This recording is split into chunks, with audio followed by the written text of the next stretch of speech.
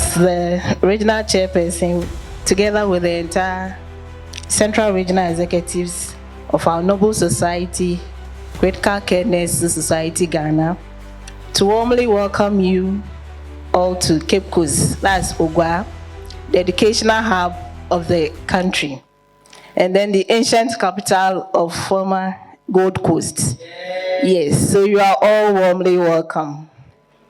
This is the first ever conference to be hosted outside of Greater Accra region. And we are excited to be the first region to host such a noble conference. This is another year of knowledge exchange and socialization as a society. And as we commence our 7th annual general meeting and scientific conference today, we couldn't have chosen any better theme than this: rising to the challenge, innovation, network of practice, and achievement in critical care nursing in Ghana and beyond. So let us look forward to an interesting and a very interactive discussion in the days ahead. I wish you all a successful conference and a happy stay in Cape Coast. Thank you very much.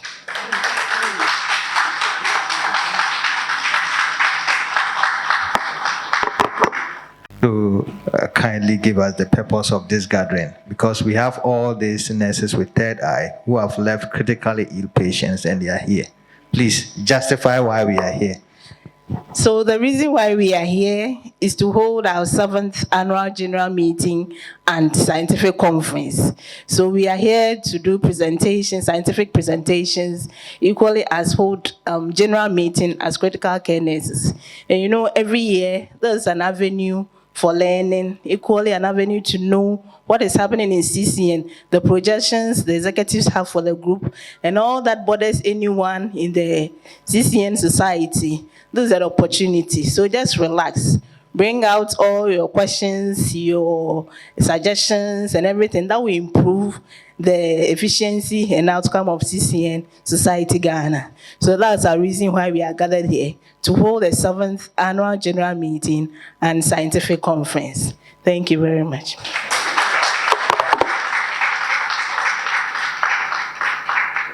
And we needed to put together nurses in research and nurses in the clinical field in the same room and let them discuss.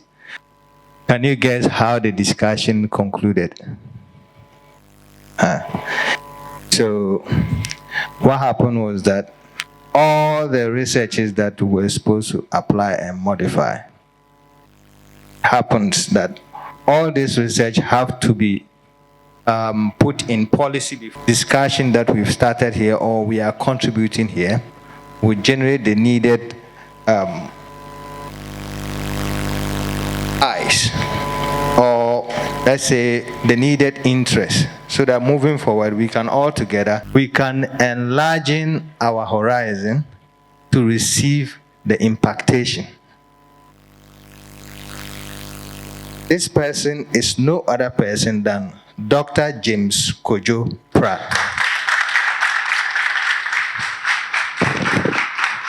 I'm very happy to be part of your program this morning. When I was tasked to talk about this topic, integrating research into practice, the role of network of practice, I said, this very knowledgeable people, what is it that I can share with you? But the one who invited me said, don't worry, you come and say something. It will be a refresher, if for nothing at all. So many of the things we'll talk about here are things you know already. But you know, the topic of research is so huge. Therefore, I'll try to touch on many parts of it, but it may not be as detailed as you may, but as we go on, the questions and other things will bring it. So we're talking about what research is, research and network of practice. Why should a nurse, critical care nurse like you, even engage in research? The research process itself, and then we'll look at a sample research proposal. The idea is that after this, you should be able to try something on your own with some assistance. So you see, in this fast-paced world, things are changing. Now we are talking about evidence-based medicine. And I'm happy with the introduction that the moderator even said that there's an attempt that you have to integrate research into what? Into practice. You'll notice that because we are so busy, it is very difficult for us to do it. I'm a clinician myself, so I know what you are talking about. So Monday to Sunday, we are with our patients. But does it pay to try to do something? Yes, it is, because you see, many of the things we apply in our work, some people researched and found it too. People have tried certain forms of certain procedures, and it has been found to be better than what we are doing. Say, oh, let's adopt this. If we don't get people to do it, we will be where we are. And so when clinicians like you and I engage in research, we are able to actually even do it better, because seriously, we have the data. And I'll share some few things with you. We have it, and people come from outside and come for it and used to publish. And sometimes they don't even acknowledge us. Meanwhile, we did the work. But how can we bring research into network of practice? Network of practice is a very good thing. I mean, simply, it refers to we sitting here, we are coming from different parts of the country, isn't it? And even though we have a lot of things in common, but we can share knowledge. We can share experiences. Yes, we can even share resources. That is what network of practice is all about. So whilst you are here, try to network, know each other. And then one day you are there and you call your colleague, this is something I'm thinking about. Is it possible we can do something? I say, oh, why not? Here, we have these resources, okay? Then why don't we? That is what network of practice is about. So through collaboration, critical care nurses can leverage these networks to effectively integrate research into their daily work. So what is research? Now we are starting the game proper. What is research? Research is not anything too big. All that we are saying is that systematically collect data, okay? Analyze the data, interpret what you are seeing, and then report on it. And the purpose is to solve a specific what? Question or a problem. Hope you are getting it. So research simply means you gather some data. After gathering the data, analyze it. So what is this data about? That is the interpretation. And then you report it. That's what they call publication. But it should solve a problem. It should solve a problem. There are two main types of research. Glancing through your brochure, I saw that there will be an abstract presentation somewhere. I say that some of you have done something you are going to share. That is excellent. And we hope to see more of that. Research could be either basic or applied. Most of the time, the ones we do are basic. Basic simply means we want to discover something. There's some knowledge we want to gain, okay? That knowledge is usually a fundamental understanding of what is going on. Let me give an example. So you are in your area, you are working in the theater or in the intensive care unit or wherever you find yourself. And then you are there, then it occurs to you that it looks like many of the diabetics who come around here, when after surgery or something, their recovery is delayed compared to the others. This is something you have observed. How you observe it will come to that, but you have observed it. Then you are the one to say, so what could be the difference? Then you said, okay, we have the data there. We have all the admissions, the cases we see. Let me just go and look at the diabetics who come through and all that. So after going through, then you analyze it and then you realize that a lot of the people who have problems are working people. They are with this age category and all that. You have just discovered some basic data or basic knowledge. This is something you didn't know before. Now, applied research says that knowledge that you have discovered, you can now ask yourself and say, so what can I do to improve their outcomes? Okay, so since we found that most of them are working people and they are in this age group, is there something that we can change? Okay, let's change this and try it and see if it works. You see the difference? So one was a basic one, you didn't know anything. You went and you got some knowledge. In applied one, you are using that knowledge that you have obtained to address a specific problem. So usually the applied one is more practical. It's more practical, and it happens in the experiments and the other things that we will talk about later. So I also found this topic that you can use, just like the one I gave. This person wants to look at the molecular mechanisms of wound healing. Wound healing. So in diabetic patients, so this person might take some blood of the diabetic patients, take it to the lab, going to see whether there are some antibodies or some cytokines or something that is affecting the way the wounds heal. This example is what? A basic research. Now, after this has been done, you can now do an applied one. This time, you want to develop and evaluate a new wound care protocol. So you are going to use the knowledge you gain how wounds heal in this research. So that is applied research. So why are we bothering you or trying to encourage you to do research? So improve patient outcomes. If you are able to find something, so like the example that I gave, you're able to determine why your diabetic patients are not recovering faster, and you're able to integrate that into your practice, are you not going to improve patient outcomes?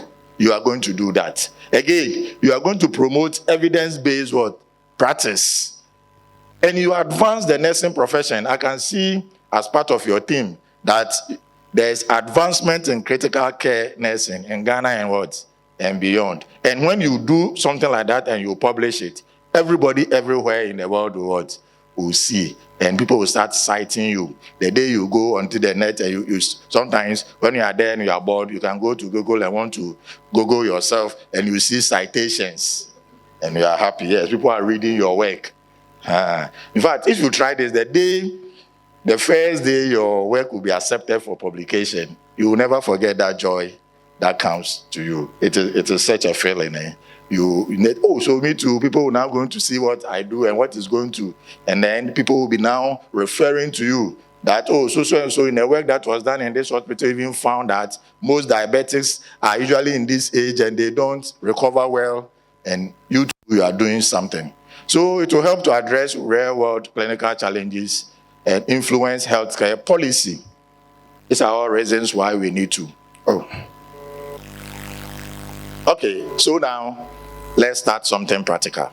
So the research process. There are times when you tell people, can you do research? Say, yes, I wish I could, but how do I start? And so with time, because there is no assistance, before you know, the vim and everything goes down. So this is the research process. Remember, we said that research is a systematic process. Systematic means it's ordered, it's structured from one point to the other, and order is not chaotic. Okay, so there is a structure. We are going to go through all this so that you see what we mean. So we have to identify and define a problem. Then you review literature. Then you formulate a hypothesis. Okay, then you choose your study design, your population, sample size. This morning we'll try to mention all of this just to refresh you. And then how to collect data, you process and analyze, and then you report. So how do you get your problem? Because there is no research that you can do well, effectively, that will make sense if it is not aimed at solving any problem. So sometimes when I'm reviewing people's work and I read a thing to the end, I ask myself, what is this work? What is the person trying to solve? What problem? Because if there's no problem, if it is not broken, why do you fix it? So you should identify a problem. Okay? And the problem can happen just by observation. I mean, you can get one just by observation, like what I just gave. So as you are working, you will be noticing certain things. But you see, if I ask you right now that in your facility, what is the number one cause of death, okay, among clients who pass through the intensive care, wherever, you may say, I think it is, yes, it may be something you had, but you may not be too sure about because you have not found it. When you go and you sit down and take that data and analyze, there is something you want to find. There's a problem. And the reason why you want to know that is because maybe you want to solve something that is becoming too much. There are times people come and say, there's too many people dying. Then I go to them and say, what is your evidence? Is it because you heard one or two people are dead? That's why you're saying too many people. By the time you analyze the data, you notice that there were over 1,000 people and one or two is dead. Is that why you say too many? Isn't it an exaggeration? Yes, because they don't use data, but the data is there. Okay, so patient outcomes can help you get topic. And sometimes you identify gaps in what you are doing. You are doing something and you notice that, this thing doesn't seem to work. Is there something that we can do? These are all how we identify problems. You can review current literature. Some of you are always on the net. You are reviewing works, other works that is being done in the area of critical care. You can read about them and you see that, so this one is not solved. This question is not answered. Can I? And then you can also consult your colleagues and even experts that there is something that I want to do, but can you help me and all that? This is why we are all here. It's all part of the network of what? Of practice. You can also analyze institutional data. In fact, when I was starting my research career, that's how I started. Analyzing institutional data. And my first work was on cesarean section and their outcomes. And I must say that it's one of my most cited work. I was just there, I said, reading through, I can see that this area, yes, some people have done some work, but not in this environment.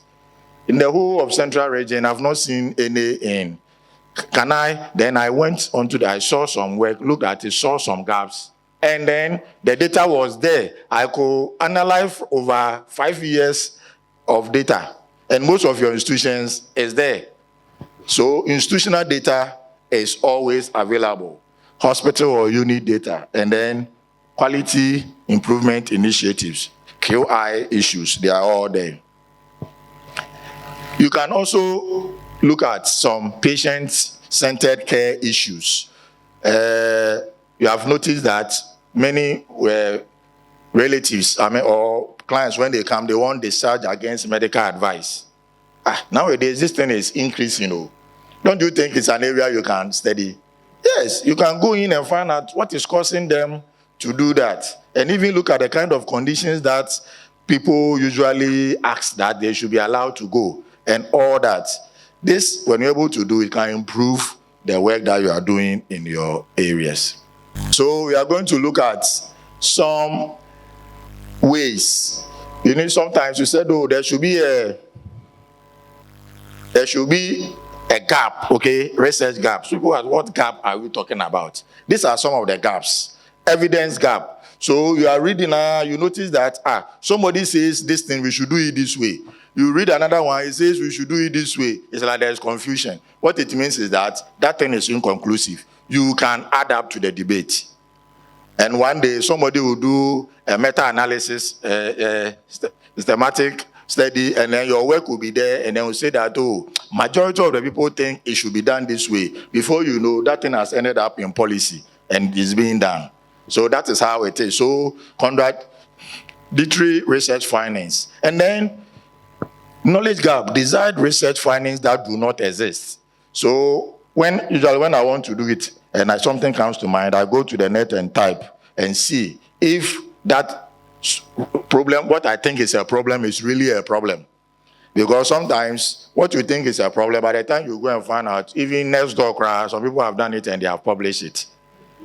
Okay, then you see that this place, don't let me waste to, let me find some other areas that is a little novel. And then you can also find gaps in the methods that were used. Somebody may do like this discharge against medical advice thing, you can see some work, somebody can use a questionnaire and go and give it to. But you can decide that, no, me, I don't use a questionnaire, I want to do interview because I want to understand the thing proper. So you see, different methods. It may be the same topic, but there's a gap in the methods because you have noticed that all the work that has been done had always been questionnaire. You want to go a little different. You have given a reason why you should do that topic, and every paper or journal will accept those things. And then it can be theories and even population gap. Sometimes it is even the scope. There was a time I was showing some people in the lecture like this how some other people elsewhere in the world have replicated the work that I have done, but in different words, different forms, and they have cited all that they will do is to change the population. They will say that, oh yes, this work was done among these people. However, we know that the context or the setting of these people actually changes how they think about this. So it justifies why the work has to be done in Cape Coast. The scope alone has given you a reason to replicate that work in that place. So that's the population gap. And when the problem comes to mind, immediately you get a problem, like I said, go and look for similar work that have been done. And then do a problem analysis diagram. This diagram is one of the most interesting and beneficial thing I've found in my career. Because once you do it, it gives you the objectives of what you should do and even how to design your questionnaire and all that. Look at this example. It's about high teenage pregnancy. So you have noticed that in your area, the girls are becoming pregnant too much. High teenage pregnancy. Maybe somebody has done some work and has published it, that when they did a survey, they found that there were so many teenage pregnancies. You decide that you also want to, this time you want to find out what is causing the leading to the teenage pregnancy. So you do this diagram. You have your topic in the middle, okay? And then you have all the possible causes as links in another spoke for you. So you see, so based on the readings that you do, you can say that early marriage is a possible cause, isn't it? So then you put it there. Poverty, lack of education, low contraceptive use, religion, peer pressure, broken homes, and all that. In fact, any of these causes can even be a paper on its own. But if you don't want it and you want to even use this as a research topic, what it means is that in your questionnaire, since you have identified these causes from the literature, you are going to ask questions about them so that you can write about them to find out that whether in your population, it is also true that lack of education is leading to what?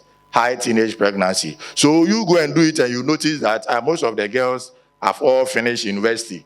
Then in your discussion, you say that in what you did, it didn't support the idea that lack of education is leading to teenage pregnancy. Because, so you get, it's not like somebody have found you, so that is it. You can also find something new and you share with the world. So this is a good thing you can do. Another example is here. This person wanted to look at poor umbilical cord care practices. Okay, and after reading, found these things as possible causes. Let me just add that you have access to the slides. Don't worry, we'll give them to you so you can follow. Now, after this, take your time and do a good literature review.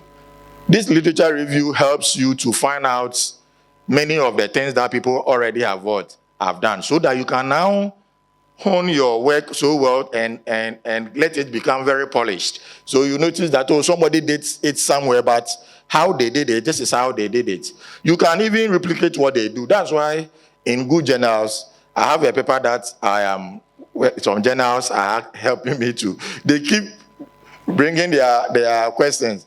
They describe the methods very well, because the idea is that if it is described very well, somebody somewhere can read it and replicate the study. So they want that thing to be very clear so that anybody who wasn't there whilst you are doing the work and read, okay, so he did it, he did this, he did. So you can read it, read the methods, and then see if you can replicate it. And that will give you the rationale for why it is crucial to conduct that study. So these are some sources of literature. There are a lot of databases. The minimum you can use is Google. Okay, so if you think you are going to start and you Google something, no problem. Some people say, oh, Google is not good for research. It's not true. It's also a search engine, except that it will give you a lot of chaff. Okay, so you must know how to sieve it. But if you want more precise ones, these are some of them that later you can use. Now, if you are doing a quantitative study, which will come to it, then you may have to have a hypothesis. Hypothesis simply means an educated guess on the relationship between a cause and an effect. Okay, so somebody can decide to find out what is the motivation why nurses will go into critical care. Okay, and then I can have hypothesis that, oh, it's because there is money in it. That is my hypothesis. Please, that is my hypothesis. And I will have to, in my research, try to either confirm it or what? So it means as I am preparing my questionnaire, because that is my hypothesis, I'll be asking questions that will help me, okay, to come to that conclusion or not. So after the whole thing, if I look at the trend and that will tell me, oh, so all that I was saying was false. That wasn't the case. Or I was what? Right. So hypothesis is good. It is actually based on existing knowledge. In fact, you can't form a hypothesis if you don't have any idea of it. So you see that problem analysis diagram. If you do it well, you can even have hypothesis from it, because you will have written so many things and you can pick one and say that I think that this high teenage pregnancy could be due to lack of education or due to poverty. That is your hypothesis. And then you can go and test it later on. Remember, every hypothesis should be measurable. Don't go and use something you cannot measure, like happiness. So how do you measure happiness? Then you are there, then you want to try to talk plenty. No. Take something that you can measure. Then after that, you come to methods. That's where most of the problems are. Methods is huge. It's a big part of it, and we'll see how we can quickly go through them. So under methods, we have the study design, study population, sample size, data collection, and all that. Because of time, we won't do everything, but at least we'll do the first three so that you can, the rest, data analysis and all that, it can take us the whole day. So we won't spend too much time there, but at least study design, study population, and sample size. Before we move on, you need to understand certain terms because they are very critical when it comes to research. Variable. Say, oh, what are the variables? In fact, there are people who use the term without understanding it. A variable simply means something that can be measured and can change.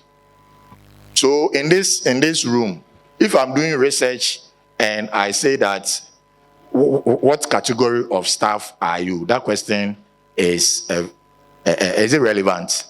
Because I know you are all what? Nurses and critical care nurses. It's not a variable here because it doesn't change. It's a constant. So there are two things. Either something is a variable or it's a what? It's a constant.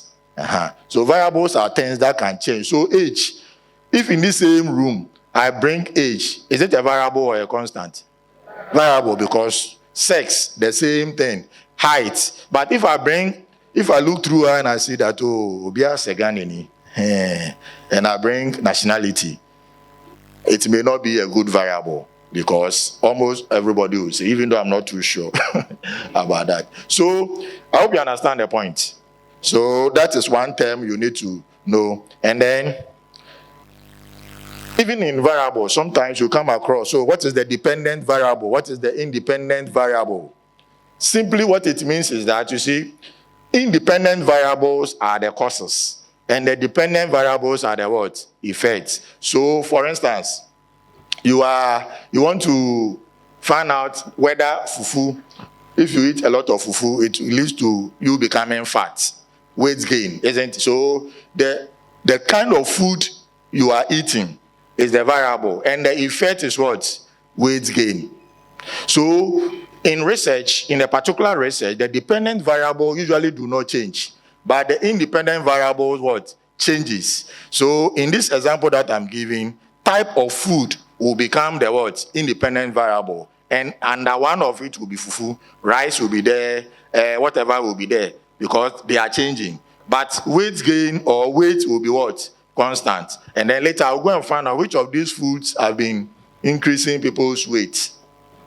I hope it's fine. So let's, in some books or in some of the papers, you also see things like exposure and outcome. So exposure is the independent what? Variable, and the outcome is the what? Dependent. In the same way, intervention. Because if you are doing experiments, you put an intervention. You make an intervention. That intervention is also the independent what? Variable. And then the outcome of that intervention will be your dependent variable. When you see it, no confusion. And then sometimes you hear about validity, reliability, and all that. We will run through them very fast. But simply, validity refers to how the test that you are doing or the research method that you are doing, how it is able to measure or able to find out what you really want to find out, okay? So if you want to measure people's weight and you are using some criteria and all that, the extent to which those criteria and those things can measure the weight is the validity of it. And we have two types, internal and what? External. I want to start with external. External validity is the extent to which you can generalize your findings. So if you design your research in a way that even though you are working with critical nurses in central region, okay, but you can generalize your findings to critical nurses all over what? Ghana. It means that research has a very high external validity. But if you do it in such a way that it is only for critical care nurses in central region, then it means the internal validity is high. Every study with high internal validity means you are so sure about the cause and what? Effect, because you remove a lot of things that can affect your work. So usually lab works that are done in the lab have high internal validity because you have controlled the environment. You have removed what somebody will do, what this will do, and you make sure that everything is fine. And then we talk about reliability. Reliability simply means the consistency, okay, or stability of the measurement over time. So if I have a questionnaire and I give it to madam to apply it in this population, the results, if I take it and give it to another person and he does the same thing, we should have similar what? Results. If that questionnaire is able to do that, then this questionnaire, what it means is that the questions there are ambiguous, okay? So it confuses people, so they are not sure. They choose this at this time, and then another time they choose another thing. So that is it. Now bias. You do a work and they say there's a lot of bias. What does bias mean? In research, bias simply means systematic error that it is introduced into the work that affects both the validity and the what? Reliability. So if I come into this room and I want to introduce selection bias in my work, and maybe the work is about whether I performed, I want to find out whether my presentation was good or not. That is the work, the research I'm doing. But I have friends among you. So what I'll do is that I'll only go to my friends and go and ask them, what am I doing? Selection bias. Okay. So the sample that I'll find will not be representative of the what? Of the study population. I've biased the work. So some people do a lot of bias in their work, especially when it comes to polls. So exit polls and whatever polls in election. So if you go and then you want a particular population, you know where they are lineage, they are line, and then you go and say, oh, the whole Ghana says that. That's how it is. And it can happen in many areas. Response bias. Response bias usually happen from the people, the participants. So you want to ask them, when you are addressing the wound of a diabetic patient, what are the steps? Because they know that I'm a health professional and I should know, they will give you exactly what is in the books. But the thing they are doing, they won't tell you. So they give you what is called response bias. So all these things are there. Even publication bias, there are some journals, when you send some work to them, they look at the thing and they say, this one, negative results. They want, maybe you went to look for something and you didn't find it, and you are reporting it that you didn't find it. They don't like it. They want somebody who found something. Meanwhile, if you go for research, is it always that you find something? So that is called publication bias. Now let's talk about two other terms, primary and secondary data. Have we heard of these terms before? Yes. Well, there's a misconception here that I just want to mention. You see, primary and secondary data, the only difference among them is that one is modified. Simple. It's not about whether you are taking it or is somebody who is taking it. Sometimes, also secondary data is one that someone has taken. Yes, usually it's like that because it is some data somebody took somewhere, used it, and then you are now going to what? So by the time you go, the person has modified it. Sometimes there are no names, there are no dates, only aggregates that you find. Like the census. Do you know that you can go for the census data and use it? When you go, they will have worked on it and remove many things that they think is not what? Is not needed. That is secondary data. However, primary data is first-hand original data. So you see people going to use institutional data, okay? And then in their proposal, they say that I'll use secondary data. Say, Meanwhile, they are going to take admission and discharge books. Are you following? Admission and discharge books, and they are going to take the data directly from it. Is it primary or secondary? It's primary. Whether it's you who took it or it's somebody who took it, that data is original. Everything that you are looking for, including name of the people, are all what? In it. So it should be handled and used as such. If you want secondary data, usually you can find them in published work. People have done some work, they have published some data, you can go and use it, and also, so that's the difference between the two.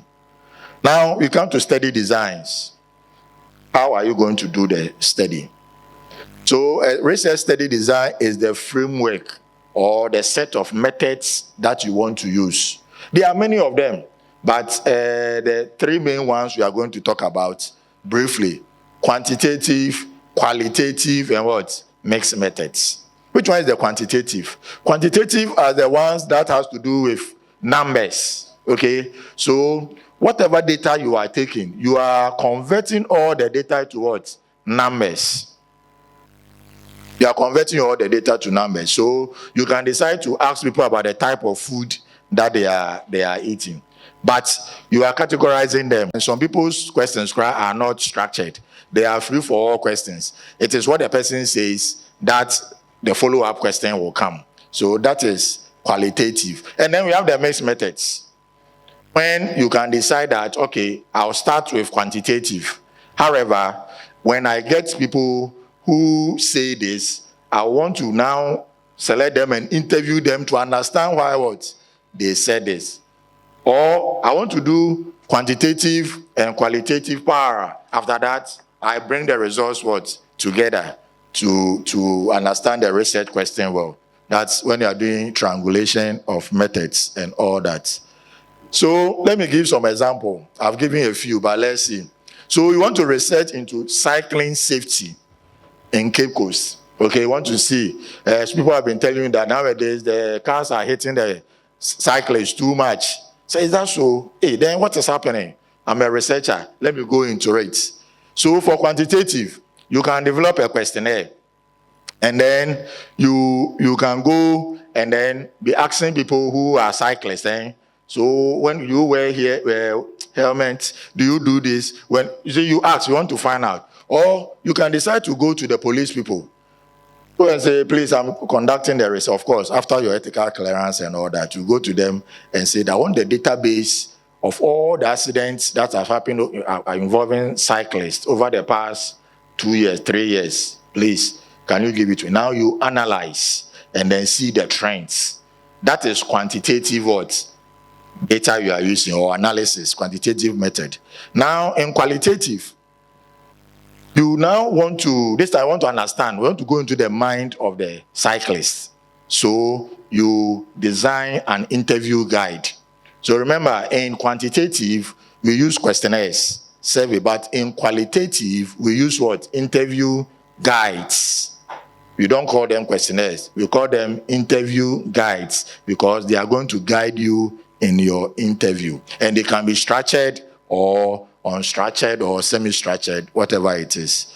So when you take them, you can have a focus group discussion. Focus group is that when you have some people of interest that you want to, then you group them together, maybe 5, 6, 7. Then you interview them at the same time, and then they all share their ideas. Or you can do a one-on-one, we call it key informant interviews.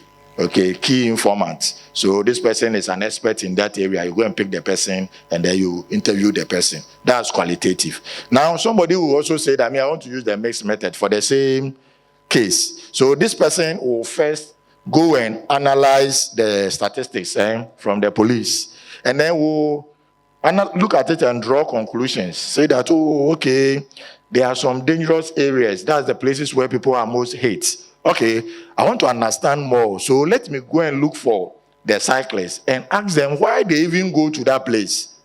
And when they go, what is it that they do there that makes them prone to the what? Accident. You see that by the time you finish with the mixed methods, your work will be better than the person who did only quantitative and the one who did only qualitative. The only thing is that mixed methods is difficult because you have to do everything and come and add all together. Now, let's some few ideas about, I don't know if you are familiar with a slide like this.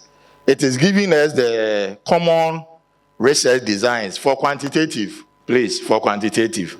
And I must say that most of the work that we do are all quantitative. Many people do not do qualitative. When you ask, they say that qualitative is more difficult. What makes qualitative difficult is the analysis. Because in qualitative, you have to record the interviews. When you finish, you have to go and sit down, play it back, and write it. Everything that you heard, what we call transcribing. Write it word for word. And then there are some softwares. You can use the software to tell you what was coming up more often. And sometimes you have to even go back and ask more questions. Go back to the people and we ask more questions until you get to a point that we call data saturation. It means you don't have any more questions to ask the people. So people really don't like it. After questionnaire, within a few minutes, I can finish the whole of this group. Go and sit down and then start analyzing it. Now, a quantitative study could either be descriptive or analytical. Descriptive or analytical. So in the descriptive simply means that work you are just describing things. Statistics is not going to be much of a problem. Why statistics are frequencies, percentage, proportion, those things. The rest is brofo. You just describe. So we were at the conference, and then there were so and so people who came from the Volta region, and when they came, they were neatly dressed, and this and this. It's just about describing what you saw. And these are the common study designs, case reports. And so in our profession, we see a lot of cases. So you can decide to write on one rare case that you have seen in your. So one day you are there and then they said there's a patient to be appendix. Meanwhile, when they were looking for the appendix, they didn't find it. And then they ended up seeing the appendix behind the spleen. And then it was It is rare, isn't it? People will want to read about certain things. When you do one of such report, it is called a case report. If you do a series of such appendices once, plenty, you write them together to form a trend. You are doing case series. Okay? And then you can also do your cross-sectional studies, which can also be purely descriptive. You can do a cross-sectional study without doing a lot of analysis. You can just describe. For instance, if I bring a questionnaire here and take all that data and I just do frequencies and do it, I'm doing a descriptive cross-sectional study. Now, analytical, it can either be observational or experimental. When you say observational, you, the researcher, you don't add anything to the knowledge or whatever is being, you just go in there and then whatever is there, you pick it out. So I come here and then let's say, okay, let me ask you this question. Now I think I should ask just one question. If I come here and take all of your blood samples for your HB, am I doing observational study or experimental? Okay. So I understand. So it tells me that I need to now explain what experimental is. Experimental means you are making an intervention. You see, the blood sample that I'm taking, I'm going to check HB. Yes, I'll take it to the lab, but taking it to the lab doesn't make it an experiment. I could have also brought a HemoQ, that small machine here, and check it.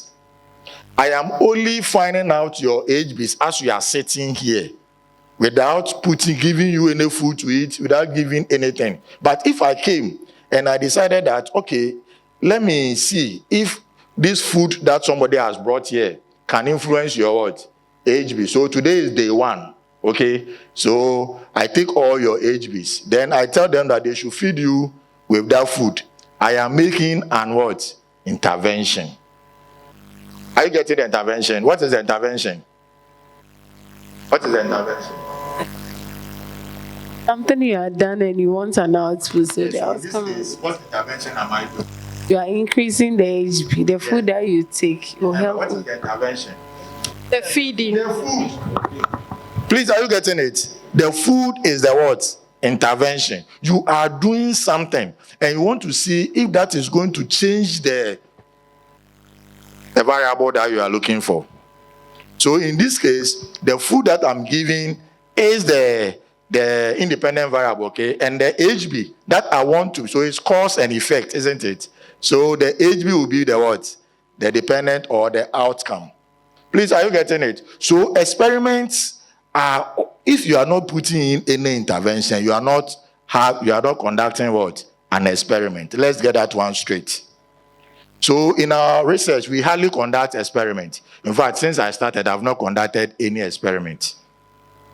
Because I have not done any work that I have put in an intervention, and I've gone to check whether the intervention had yielded any results. Please, are you getting it? So if somebody takes you to the lab, please, he's not doing an experiment. It's just an observational study. He's just observing what is there as we speak, okay? And so when it gets to observational studies, we have 3 of them. Common ones: cross-sectional, case control, and what? Cohort studies. So let's see. So this one I've explained. Let's move on. Okay, so before we go to the details, there's something called hierarchy of evidence. You may see them as you. So hierarchy of evidence says that if you are talking about evidence to use, expert opinion is the last one. So if you come and say that, when Dr. Pratt came, he said that now when we are doing suturing, instead of using this thing, we should use nylon. And what is on what basis did he say that? If he said that based on his own experience and all that, it's an expert opinion. It is at the last bit of evidence. Now, case reports, okay, the one that you have seen and then you have documented is rated higher than expert opinions. And then case control, we'll talk about case control. Case control too is rated higher than case reports. Cohorts on top of case control randomized control trials, the RCT, and that is experiments. You see, experiments give evidence, isn't it? Because if I give you the food and I check 3 days time and your HB has, can't I confidently say that this food increases HB?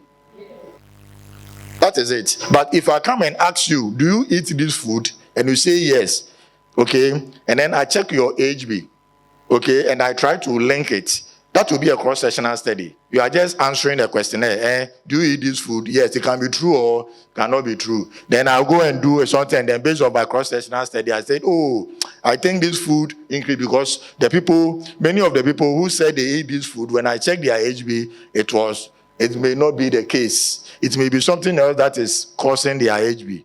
But because I did a cross-sectional study, the relationship between cause and effect is low. That is why cross-sectional studies are even low there. They are not things you have because they don't really, you can't be sure about the cause and effect from cross-sectional studies. You can only guess and say, so when we are reporting cross-sectional studies, we say that it could probably be due to this, because you cannot be sure. But if it was an experiment, then it increases the cause and effect. But that's why RCT is on top. And then systematic review. Systematic review is at the highest because it is accumulation of, so somebody sits down and then goes to the literature and find out so many works that have been done. And then they use some technique to sieve out the data, and because that work is better than a single work, that is why it is sitting on top. Okay, so now what is a case report or a case series? I think I mentioned that earlier. A cross-sectional study is a snapshot. Okay, you go into a community or a population, you ask a question. In fact, whatever you are looking for, whatever they tell you or whatever you find, that is what you have. So you pick it and you come out of the place. You don't intervene in any way. You just ask questions, get your answer, and you come. So it is called a snapshot. It's like you are taking a picture. Whatever you see, that is it. Snapshot. So we usually do that for prevalence studies. You want to find out how many people have this condition, how many people have this. So that is cross-sectional studies. Also of our time, I want to go a little fast. And then case control. This one, sometimes people confuse it a lot with cohort study. Case control, in case control, what you do is that you go and look for cases. So let's say I'm looking for people with breast cancer. Are you getting it? So when I find the people with breast cancer, now I go into their history and find out what is it that they have been exposed to in the past. So in case control, you always start with the what? With the case. And the case is those with the condition you are looking for. That is case control. So you go back in time to look for risk factors, possible risk factors. So that is one. And then you have a control group. That is those who do not have the condition you are looking for. So maybe in this class, you can ask for people who are hypertensive, and then people who are not hypertensive. So those who have the case, have the condition, are your cases. So you go back in time to find out. So what is it that you ask the two groups same questions. You don't ask them different questions. Are you getting it? Because you have the risk factors, and you want to see whether the risk factors are more common in those with the cases, or they are also in the in the control group, before you can say that, oh well, this risk factor is more likely to be causing the case, because more of the people who have the cases had this risk factor compared to the control group. That's how it is with cohort. So this is how it looks like. So you have the cases. So always in case control, there should be how many groups? 2.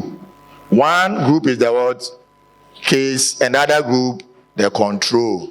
Then you go back and go and find out for each of the risk factor. So if it is breast cancer, you want to find out, assuming your risk factor is use of contraceptives. So each of them, you want to find out whether they were exposed or what?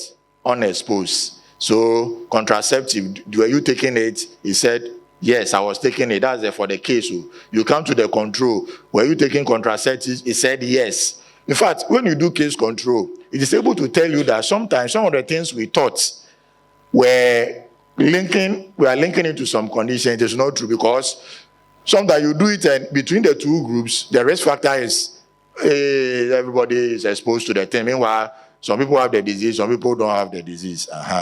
That's the thing about case control. Now, with cohorts, it is the other way of case control. Cohort, you start with the people who have the exposure.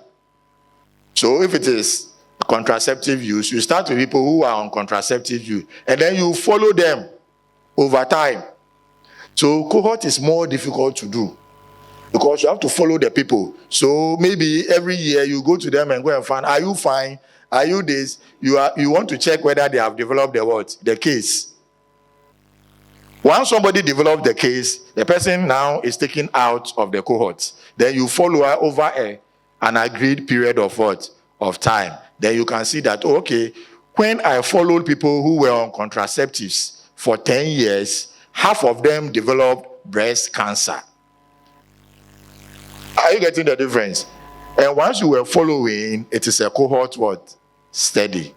But if it were case control, you have started with the people with the what? Breast cancer. Then you have gone to find out whether they took contraceptives or not in the past. Okay. And the same way, cohort 2, there is a control group. Okay. So we have the people who are not taking contraceptives as your main group, and those who are taking what? Those who are taking contraceptives, that's the exposed group, and then those who are not taking. And you follow these two groups all over the same period of what? Time. So if at the end of the time, let's say 10 years, and those who are taking contraceptives, 5 have developed breast cancer, and those who are not taking, also 5 have developed breast cancer. What is your conclusion? Is contraceptive increasing breast cancer? So that is what research is all about. Okay. Now, after you have decided on which of the things you want to do, most of us will do cross-sectional study, which is the commonest thing, and I encourage you to start with that. Don't go and start with case control or whatever you do. More is cross-sectional, simple. So after you have done that, now you ask yourself, which people do I want to study? And that is where inclusion and exclusion criteria come. I'm sure we all know about this. We can jump it, isn't it? Okay. So shall I ask somebody what it is? So inclusion criteria simply means the people you want to bring to be part of the study. Now what about exclusion? Exclusion criteria is not the opposite of inclusion criteria. Please take this from me. Many people make this mistake, even including professors. It's not the opposite. You see people saying that I am going to recruit girls from 10 years to 20 years, okay, for my study. Exclusion criteria, I will exclude people below and above. No. Once the person does not qualify per your inclusion criteria, you cannot exclude the person. So the people you are going to exclude should be people who are between the 10 years and the what? 20 years, but have some other conditions that you do not want them to be part of the study. Okay, so if what we are going to do has to do with we want to know their knowledge about malaria or something, and you can say that, I will exclude those ladies, anybody whose parents are health workers, and your justification is that they may be biased, they may have the knowledge already. No, that is you. It's your justification. Nobody can fault you. The reviewer can say that your justification is not, you should still let them be part, but that is you. But I hope you get the difference. Otherwise, you go and say, we are going to do a study among pregnant women, and so we will exclude all non-pregnant women. It is not true. It's just like saying you do a study in women, but it means you exclude all the men. No, it's just the same thing. which doesn't make sense, isn't it? If you are doing women, why are you excluding men? So they are not opposites. They are not opposites. They are the very reasons why those who qualify will not be included. So what is sampling? Even before sampling, let's talk about population. So population simply means that specific group of people that you want to watch, you want to study. And sometimes when you read some book, they have target population, some say steady population. So the difference is just simple. Target is the whole group of people that you wish to generalize your things to. So let's say my target population are critical care nurses all over Ghana. Okay. However, my steady population are those who are accessible to me. So those who attended the conference, they are now my what? Steady population, because those are those accessible to me. Those who didn't come, I can't have access to them. Even though my finance, I will generalize it to where I affect them. So that's the difference. And sampling means you are taking a bit of the what? Of the population, the steady. You can't do everybody. Maybe you think the population is too big and you want to do everybody, you need a lot of money, there's no time. So you want to take a bit of them. Now there are many sampling methods. We have probability sampling methods and what? Non-probability ones. Please, sometimes you confuse them. Probability ones are the ones that you want to give everybody a fine opportunity, an equal opportunity to be part of it. So in this class, if I want to do a probability, I can decide that I want to do something like a simple random sampling. And in one class, I asked somebody, so simple random sampling, in this class, how will you do it? Says that, so when I meet you, so I come and stand here, then I decide, okay, take one. It's not random sampling, no. It is not what you are doing, it's more of convenience sampling. In fact, if I ask you, so on what basis were you giving 1, 1, 1, 1? What do you say? Is it because the people were attracted to you, or what? You like the way they were sitting, or what?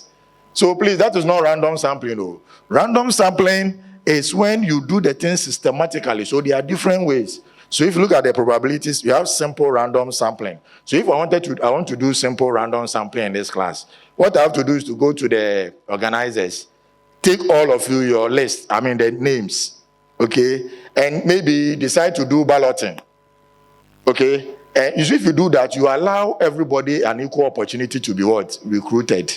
Or do something called systematic sampling technique and all that. So many of them stratified. But if you don't want to do that and want to do the non-probability, then you can do the convenience one.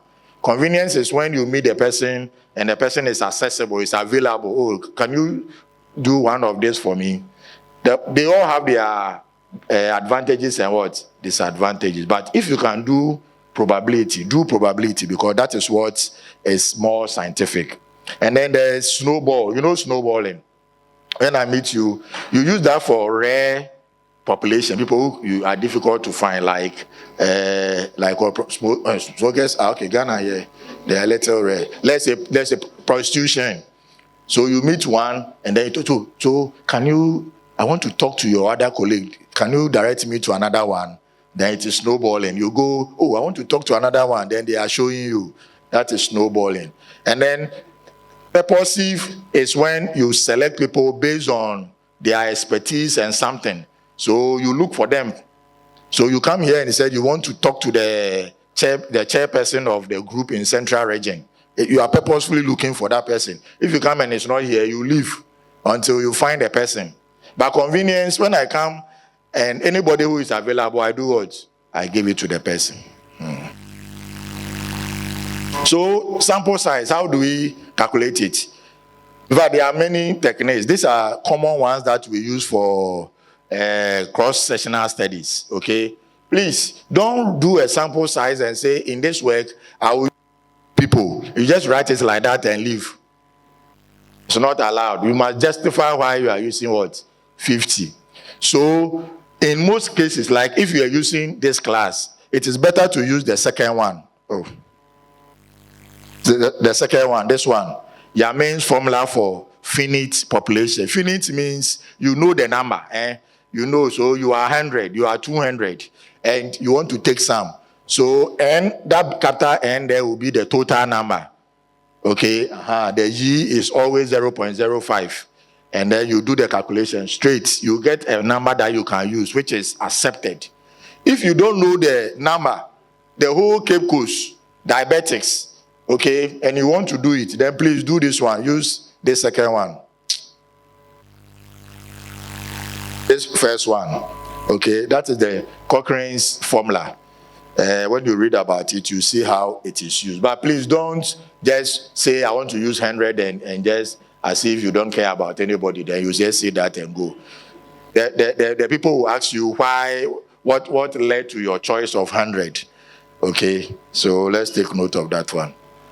Okay, so now data collection. You can use many things that we have mentioned. Surveys, experiments, observation. Okay, and then for qualitative, I think I've mentioned some already.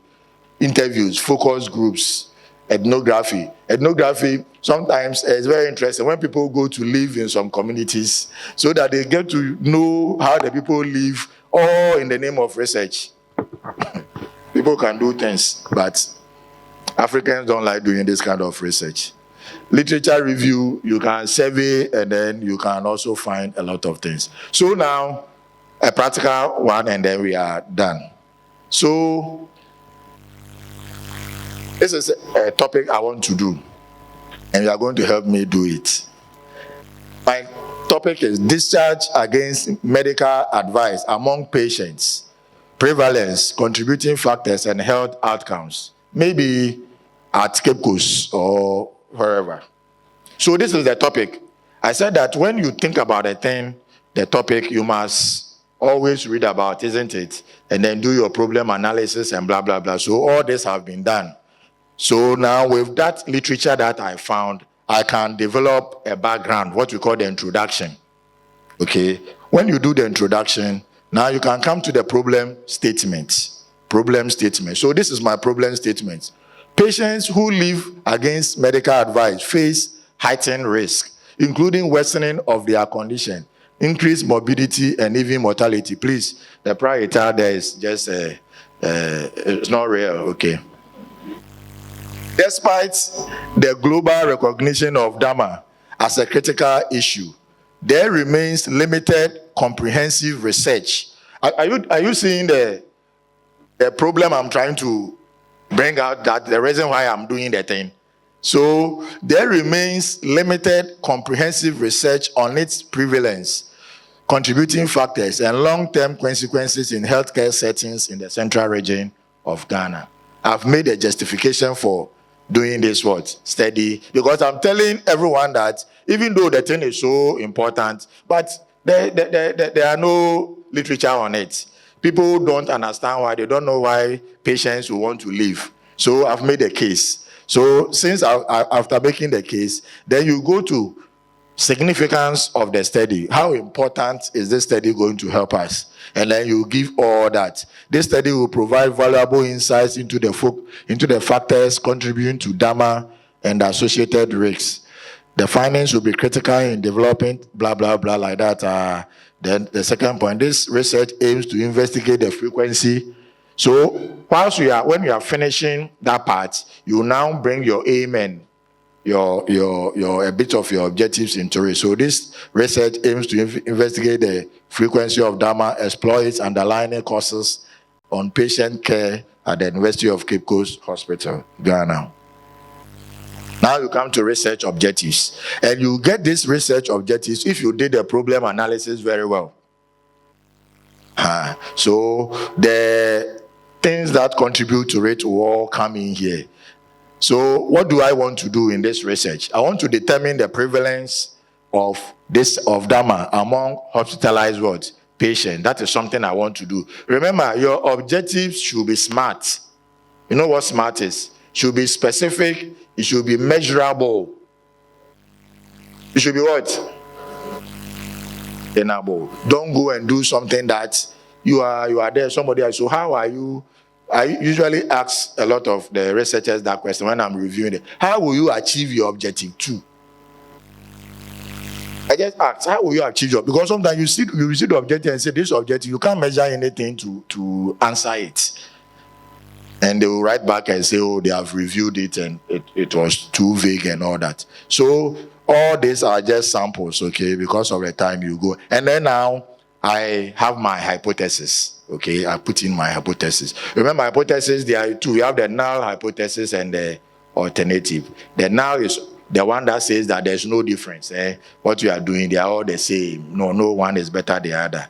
And then the alternative is what you actually think it is. And then you. So now I come to the methodology. So the study design. I say that this research will use a cross-sectional observational study design. You know what it is now. The setting, you talk about it. It will be conducted in a tertiary care hospital and all that, you talk about it. The population, study population, who are we going to study? We are going to study discharged patients from the hospital, those who were discharged against what? Medical advice. And then the sample size. The sample size of 200 patients, but I said it should be what? Calculated. Calculate your sample size. So if you want to know if it is discharged against medical, you want to know, then it means you must go first do feasibility study in the area you are going to do the thing and find out the number of what? Those who have been discharged. Just recently, a student came to me, he was coming to do a similar work, and I asked her, do you know the number of patients who are discharged against medical advice in a year in this hospital? He said, oh, I'm now counting. I said, you have gone for your thing to be approved to this stage. So if you go and it's 0, what will you do? Or you go and it's 1. Are you getting my point? So before you get to this stage, you must find out whether the data you are even going to look for is what? Is there. Don't assume, because sometimes you go and it is not there. And you have wasted all your time. And then you can decide to use census sampling. I like using that. If you notice that your sample size or the population you are going to study is few, so this discharge against medical advice, when you went to find out there are only 20 of them in the year or in the 2 years. Census means you are recruiting all those who are eligible. You are not going to sample. You are using the entire what? Population. So if I come here and I said I want to do census sampling, it means everybody I will approach and say, will you want to be part of my study? Will you want to be? I'm not going to select. I will approach everybody and give everybody the opportunity. Census doesn't mean you get everybody to partake because it is not compulsory. Research is not what?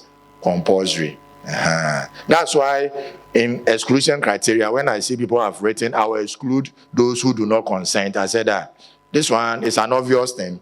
If the person doesn't consent, what else will you do? You force the person to be part of it. It's a given. You don't have to state this. So that is it. Okay. And then with the data collection, you say, oh, I'll use medical records, okay, that are there. So I'll do a medical records review. And the instrument, the tool that I'll use to take the data is called data abstraction form. Okay, data abstraction, because I'm going to use it to abstract the data. So in that data abstraction form, you have how the kind of data you want. So maybe you want age, you want sex, you want the reason why the person or the indication or the diagnosis, you want this. You put all that on a form. You call it a what? Data abstraction form. So that when they open the database for you, you know what you are looking for. It's not there that you are going to think, should I take this? Should I take? You have already prepared for it. So, and then you analyze. In this case, I say I'll analyze using SPSS. I'll use descriptive statistics. Descriptive statistics, you are talking about frequency, percentages to maybe determine the prevalence of DAMA. And then I also use inferential statistics. So it means even though I'm going to do a cross-sectional study, I am doing analytical what? Cross-sectional study, because I am bringing in logistic regression and all those things. And then after that, you do ethical consideration. It's very important in research. Please, when you are going to use anybody, ask their what? Permission, their consent. If you are going to use data that is already taken, it may be primary or secondary, but write to a competent ethical review board and take what? Permission. Nowadays, many of the journals that have come, they will insist that they want to see the approval from the ethical board before they will even look at your paper.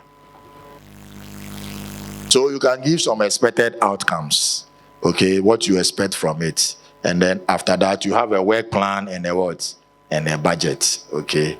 And then now, finally, how will all this come into our network of practice? Like I said, when we are able to network well, you have people who have interests like us, who want to do something. You can always link up. And it takes somebody to take the lead and say that, let's do this. Let's try something.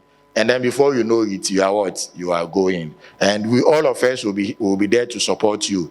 I have my email address and my number on this slide at the end of it. If you need any help, just feel free. We will give you the push that you need. Before you know, you are flying. And then we can leave you alone to do what you want to do. So thank you very much for your time.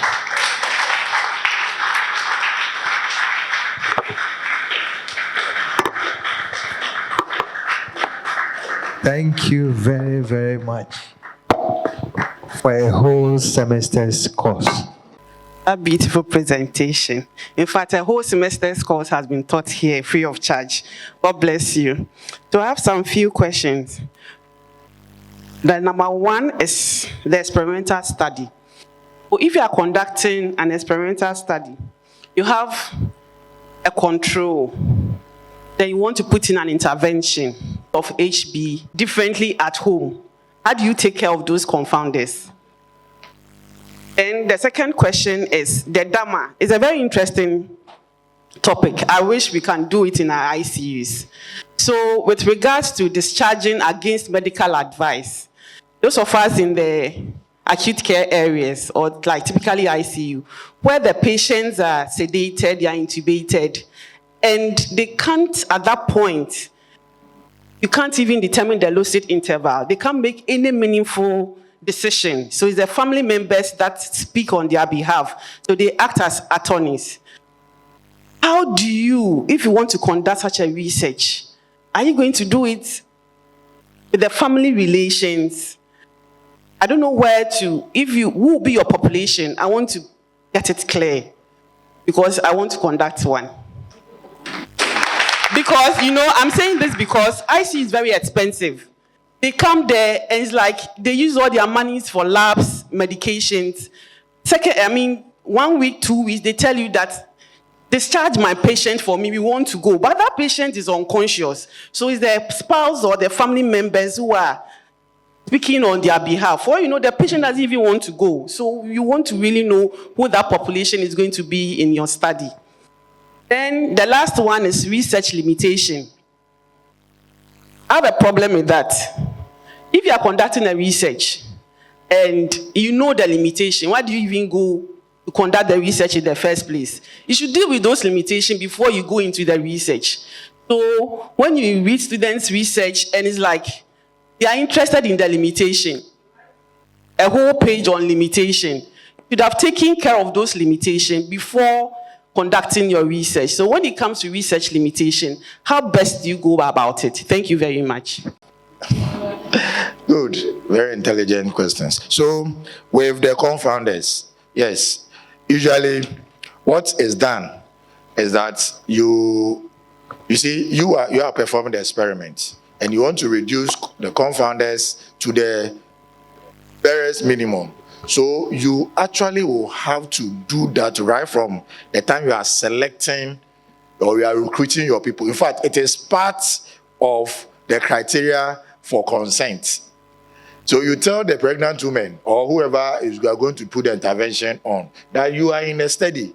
You see, it is only when you hide it from them and they don't know whether they are in a study or something that you are just secretly, come next week and let me take your HB. That's why when he goes and is eating all the attendance, he doesn't know about it. But you let them be aware that we are doing a study. This is all about the ethics of the work. Let them know. Once they know, then you tell them that as part of being this study, what we want you to do is that please, this and this and this and this don't don't eat. It will affect the results. So we want you to only take this blood tonic. The ones that you are taking, please don't take them. And then, you see, because you are doing a control group, you also do not want to restrict them too much. Otherwise, your external validity will be affected. So you want to allow them to live normally as much as what possible, because that is their natural setting. So that the control group will also live normally as possible. So that the only difference between the two groups will be your what? Intervention. I hope you get it. Now the other one is who is the population in Dama. You see, this one, it is you who decides who your population is. So you, from your literature review, as you are writing a thing, once the person who is reading knows exactly who is going to be your population, because you'll be talking about the fact that, oh, these people are unconscious and this, and usually it's relatives who take. Me, if I read that and I come to your methodology and you tell me I will be recruiting 10 patients and 40, I'll just put a query there. That you have just described the fact that these people are usually unconscious and it is their durable power of attorneys who take the decisions for them. So they are the people who you have to go and recruit and find out what influences their decision taking, because they are the ones who are taking the decision, not the patients. And then research limitations. You see, research limitation is different from the delimitations. The limitations are usually as a result of your study design, which usually you may not be able to do much. Some study designs, like the cross-sectional study, in fact, because of time, we didn't go to, but all of the study designs have their inherent limitations. Some of them, the biases, you can do something about them. Like the selection bias, you can do some by making sure that you really do your sampling very well, use a probability sampling. So if somebody tells me, oh, one of the limitations in this study is bias, selection bias, that one you should be able to do something about it. So I expect that you will handle that and you will not write it. But there will be things like people will give you socially desirable responses. No matter what you do, you will get them. You understand? No matter, you get people giving you responses that you want to hear. Not everybody will be honest with you. You see, and the fact that it's a cross-sectional, so you cannot generalize it to other. But the delimitations are your own limitation that you have brought onto the study by saying that you want to restrict the study to this room. Usually about the scope, okay, and even about the kind of questions you are asking. You limit it to certain, because you can't ask everybody every type of questions. There are times that I've seen people ask some questions and I write in the comments that you can't ask this question. There was a time a student was going to ask some adult there about their sexual life. And I saw that and I said, this one is not, should not be allowed. Okay. Meanwhile, those questions were going to actually make the points better. But you see, ethically and morally, a young lady cannot go and stand in front of an adult and be asking how many times in a week do you sleep with your wife and all that. So that becomes a limitation to the work, which is a good one, of course. That's why RIBs are there. I actually work for the RIB at UCC. So we do a lot of this thing. We want to protect the public so that people will not come and ask unnecessary questions. So that will be a limitation. So not all limitations can actually be addressed. Some are inherent in the study design, and that is how it is. But those that are from you, you should be able to look at them before you present them and write a whole page that these are the problems. Even when we are doing that, sometimes when we are even writing that there's a limitation, we add that, but this limitation has been addressed by trying to increase the sample size and making sure that the data taken from representative. You see, you have to write something to let the person know that you are aware of that limitation. So you also try to do something to limit it to the barest minimum. Thank you for those questions. I want to find out from you personally, in your experience through publications, how you can deal with publication rejections practically, because it can be very depressing sometimes. Thank you. If you are in the business, you know that it's normal. So for some of us, me personally, I take it as a way to improve the work. I take it because I sometimes target some caliber of papers. So those I don't like are those who just say declined, they won't say anything. But those who give you reason why they won't take it, it's good. At least they give you an idea. You go back and look at the work, see that, oh, okay, maybe they think that the work is so common. So then there isn't anything special about yours. Is there something that you can do? Maybe the method. Why don't I change the method and see? But never get depressed, because some of my most frequent cited works was rejected like thrice. But perseverance, and then you have got a very good journal who told us, oh wow, this one we want to do it. So it's part of the game. It's part of the game. Don't get worried at all. Usually when they reject it like that, for the first 1 week, don't even read it. Just put it, just put it, get over it. Then you go and open the mail.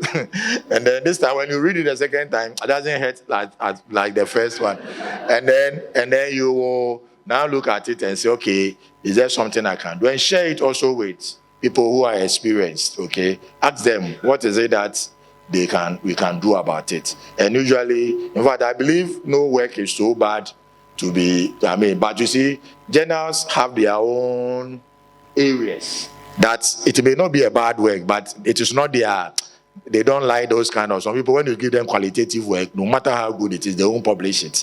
Some people too, they won't, so don't worry too much. There are hundreds of them. When it's not, you try others, and you one day you get one who accepts it. Okay. All right. Thank you so much. So the established protocols are the platforms I'm standing on to share with you. Now, the main subject would be the quality of life. And that is the reason we have met here. Besides your own major reason, the quality of life. And what is the quality of life? God gave it to us. And we need to enjoy it as we are here till we leave here. But issues about life sometimes deny us of our own access to this personal opportunity, personal support system that God has given us, the quality of life. It includes our perspectives about politics, social justice, spirituality. In fact, if you search it, Google is now our classroom, whether we like it or not. It's only that sometimes you will not agree with some submissions. And that is the opportunity for you to create your own because of experience, so that you can also place something out there for someone to reference it to support their going.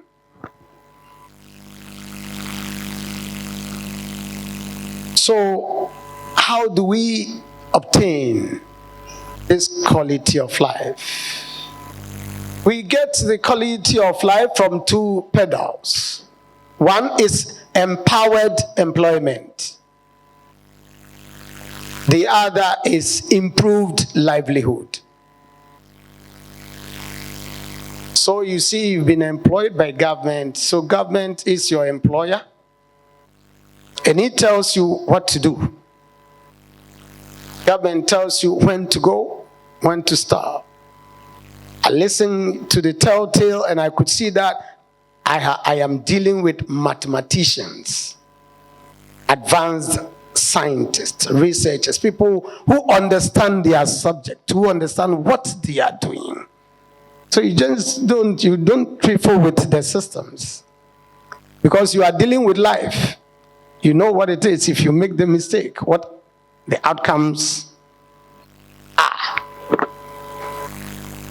So with respect to the hypocritical oath that you take, I am not a technological practitioner that some of you do with surgery and the rest. I am only a coach. So I share the same protocols with you at that level, but mine is to support you with encouragement. So the support I am giving you now is how to live your life in fulfillment. And how do you engage that? You have family,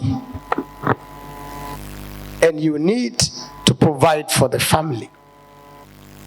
I looked across your mission and vision, and I could see that I have to work within that framework to hit on your interests and help you with the understanding of what you want to achieve with your vision and mission. That is your interest area.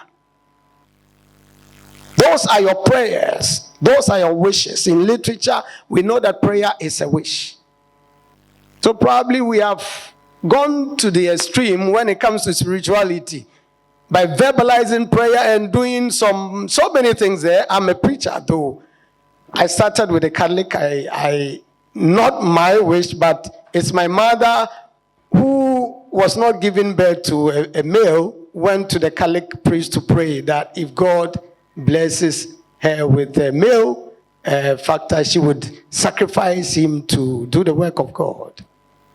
So I started with the Catholic Church. Some of you are seminarians and priests. And so Cardinal Appiah Texan has become my mentor because he taught me geography in the seminary. And so we are connected because we're traveling across. And this same subject I am treating is what is handling at the Vatican. So you know the Catholic discipline. They understand life and they manage life very well. So when you Google integral human development, you would know that the castries handle that in various ways. To let you understand yourself, to become aware of yourself as a human being, your personhood, that God created you to be a blessing to him and to yourself and to your neighbor. Blessing. That is your personal potential. You must be a blessing to yourself, a blessing to God, and a blessing to your neighbor or community. Becoming a blessing to yourself means that you have to bake your own bread. You have to feed yourself and feed your neighbor and even the needy. And at the end of the day, you support the development of life itself for sustainability of what it is here in existence and how God looks at it here and supports it here, and also get it back to himself. There's a reason to that, the purpose of it. So this gives us the principles to innovate when the thing is not there, to get something to support your going, to support your life, and to support with your survival issues. Government employs you, but you should employ yourself. My approach to this discussion is andragogy. That means that as I am discussing with you this way, this is the approach. You can ask me any question. You can share your ideas with me. You have so much in you that you have not even discovered 1% of it. And if resources like this, are not deployed to support you, to bring out what is in you that God gave you, to build your life with, to support others with, and to make life in general worth living, you may depart this globe with all the potential in you. So with the lenses I have as human development coach or person, see you as a multi-millionaire. So I'm giving you an analogy. The people that I coach, let me use that soft word, are people of various expertise and learning background. Some of them are health directors like you. Some of them are politicians. Others are ministers of the gospel, and the rest of them. I have the opportunity to share with them because of my profession. Because of how I am trained to handle life. Life should not go waste. Some of them are agriculture personnel, and I look at them and some of the technologies we bring across the globe to support with their community development issues. I just pick some of them and try it myself. Test cases, in-depth test cases. If you come to my house, I have grown crops. I have calculated how much I will make from what I've grown. I have about 500 whatever of cabbage in there. If in 3 months' time, it's okay, and I'm selling one for 5 cedis. And probably somebody will say, no, 5 cedis is low, give it 10. Okay, fine. You can be here, you can be my marketing personnel. Because I'm not a very good marketing person. So when we're talking of human development within the framework of social entrepreneurship, I get you to be my collaborator or partner so that you support me with your skill of marketing person. So you get my 5 cedis cabbage, take it out there, maybe you can sell it. Is it 20 cedis or 30? So the rest becomes yours, you see. But you look at it within the spectrum of your profession and you think that, no, I can't do that because I don't have much time. That is where the problem is coming from. Because time is measured to all of us to use for whatever our economic issues or what, we look at that brevity of it or that squeeze of its framework to say that, no, I don't have the time to do that. But you have the potential to do that. And you need to do that. So what do? You quickly come to yourself to do something new. The word innovation has come from some root linguistic factors, like what is in you that is new. Novelty. What is in you? Creativity. Create something new. Innovation. It is like information. Information is something out there that when you imbibe it, it forms you to be what you are to be. That's when we're talking of research and stuff. Things that are not there, that are abstract, but when you think through and you want to put it out there, vis-a-vis the material and the needs we have, you see something, there are outcomes. And the outcome will tell you its use, whether it will be good for now or tomorrow. There is nothing bad on it. But it depends on how we handle it. And the need of it also. Nothing bad. But for want of knowledge, the skill and attitude to approach the use of these potentials that God has given us, we do things we should not do. And we waste our time, we waste our money, we waste everything. Let me be a preacher a bit here. In Psalm 90 verse 10, we have read, if probably we've not understood it, that is what is there, and that is what it is. We are given 70 years. We call it the traditional years when it comes to my study lines. We are given 70 years to spend here and live. But God informs us that if we have the strength, so as a researcher, I deal with words, etymologies. We research whatever they are so that we give them what they should be to help us make life what it should be. The strength. What is that strength? Strength is the knowledge we need, the understanding we need. If we have the understanding and we live scientifically, so that we don't cook and eat food that is not well cooked. And after probably we've had that running stomach, we rush to you. And with your critical approach to maybe intervening or remedying the situation, you see, with your critical approach, what I would add to it is critical thinking. You have that potential. So you think beyond what you're doing. Sure, but you would need somebody like myself to support you, to encourage you to do that you can.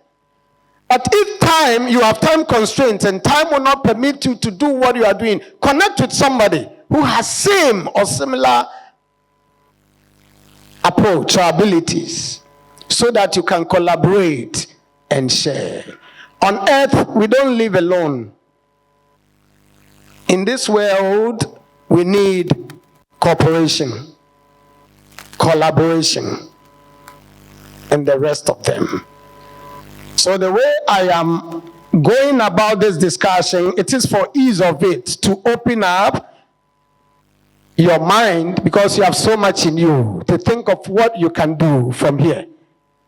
And if you want to go into business, connect with us. We would help you to become who you want to be. If you want to create cash, connect with us. Because we understand what it is. And you need it. Government cannot do it alone. You need to do it yourself too, but you may not have the time. So in critical times, you need somebody to support you. You don't need to go or dwell on loans and loans and loans. If you do that, you will be spending much of the substance of your time before your time. These 70 traditional years we have and the scientific 80 years we have, we use the scientific 80-year scale to explain the terms of relativity to how you should approach your life. So let me come to the 80 years. The 80 years, we have divided them into 4 catchments. Each of them with some identical key to help you live the way you should live within that space of time. The 80 years divided into 4, we have 20 years apiece. So from year 0 to 20, we're giving it a key. It's I1.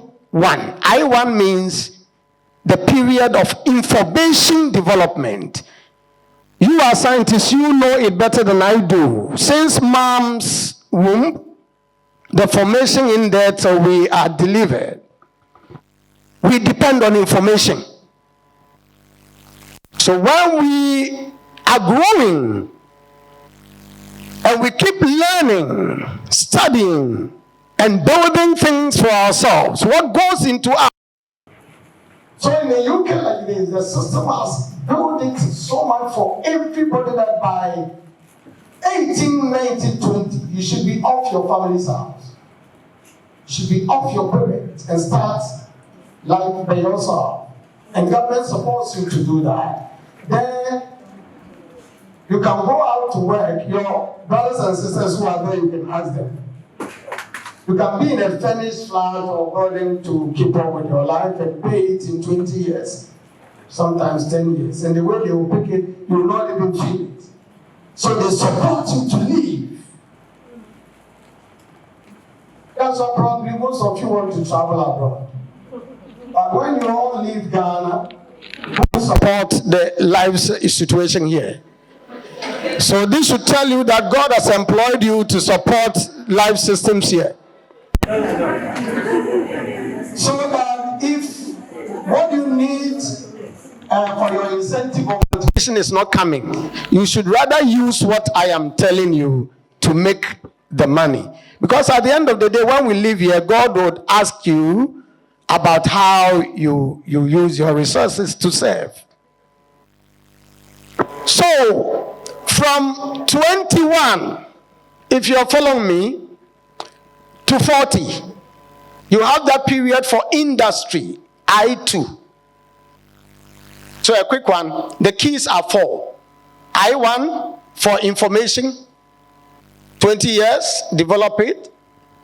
I2 for industry, 20 years, keep on working. I3, induction.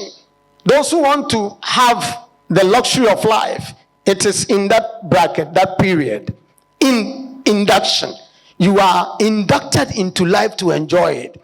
So probably what you have done, if you had the information and the skill and the attitude to do it, you saved, you collaborated with people, you did investment and stuff. It is now by getting to 60 years that you can enjoy your life very well. It is induction into life to enjoy it. And after you have spent your life that way, you see, you'll be closing up. By all means, we'll be saying goodbye to the world because we've done our bit. So you see, everything you'll be slowing down. And you'll be happy even resting. So that all that you have built so far will be given back to your children's children. And they will thank you for it. We call it inheritance. Or inheritance, if you wish. So it ends up with inheritance. Inheritance from 61 to 80. And you depart with joy. Thanking God for helping you to live your life very well here. Most people live their 70 traditional years without knowing what to do. They only come to depend on nature, not nurturing what has been given to them. So they don't make any productivity there. It's like those who do gathering. If God helps them to wake up, they just look at the atmosphere and what the forest can give them. They go and pick some mangoes and stuff and come and sleep and give birth to more children and create more poverty because they don't have the attitude towards life to make it the way it should be. They don't have the skill to do anything, to make any innovation, creativity. No, so there's no wealth creation activity in here. They don't have the knowledge that, look, we are time bound here. That within the period, God will be calling. Even anything can even take you away. Accident, sickness, whatever. They are part of life. But if you have the knowledge, you repair, you give the approach of reparation to the system so you don't waste your life. That is why you are there. That is why we respect you so much. Yes. And put in your best. Because life is God's own creation. That which is called the breath, which is life. Still doing some preaching on the pulpit, Psalm 36, verse 9. It says, with God is the fountain of life. It's not exhausted of it. And in his light, we see light. Light is enlightenment. The process of education and training, teaching. Do what God wants you to do. So you see the philosophy of breaking the thing and cutting them in pieces because you are adult, you are elite. I don't need the mathematical scaling to do it like, I am just sharing with you. Trying to inspire you to think of something that you need. You may be a very great farmer, but systems brought you to where you are. Accept it and serve. But you also need that farming potential to resource yourself. You may not know. Because when you have gone on retirement, you will still live and eat.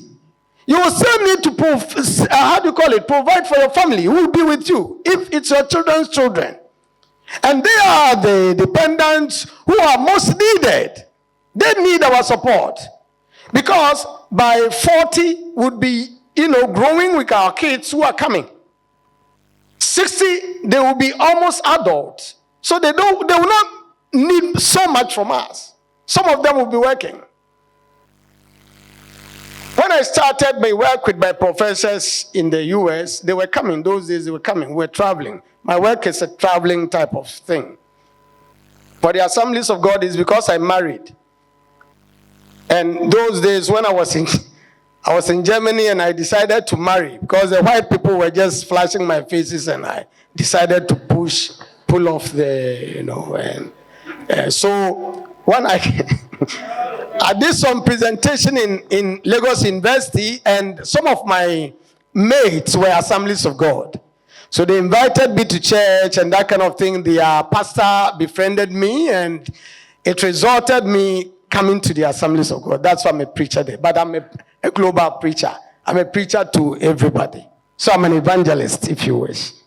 So what I do is I rather train ministers to support me. That's what I do. So if you want to be a minister, you can sign up my project. Recently, I had one of my students from the US come for his ordination. We are having a new ministry, and he's in the US. We're trying to raise people who pray. We're trying to do new things. We're trying to let people understand that, look, we're not angels in human bodies. We are God's own people. He created us to be like he is, in his image and likeness. Okay? So whilst we are here, we are to work and take good care of ourselves and our lives. So we should not say that we are full-time ministers. You are full-time. Who is half-time?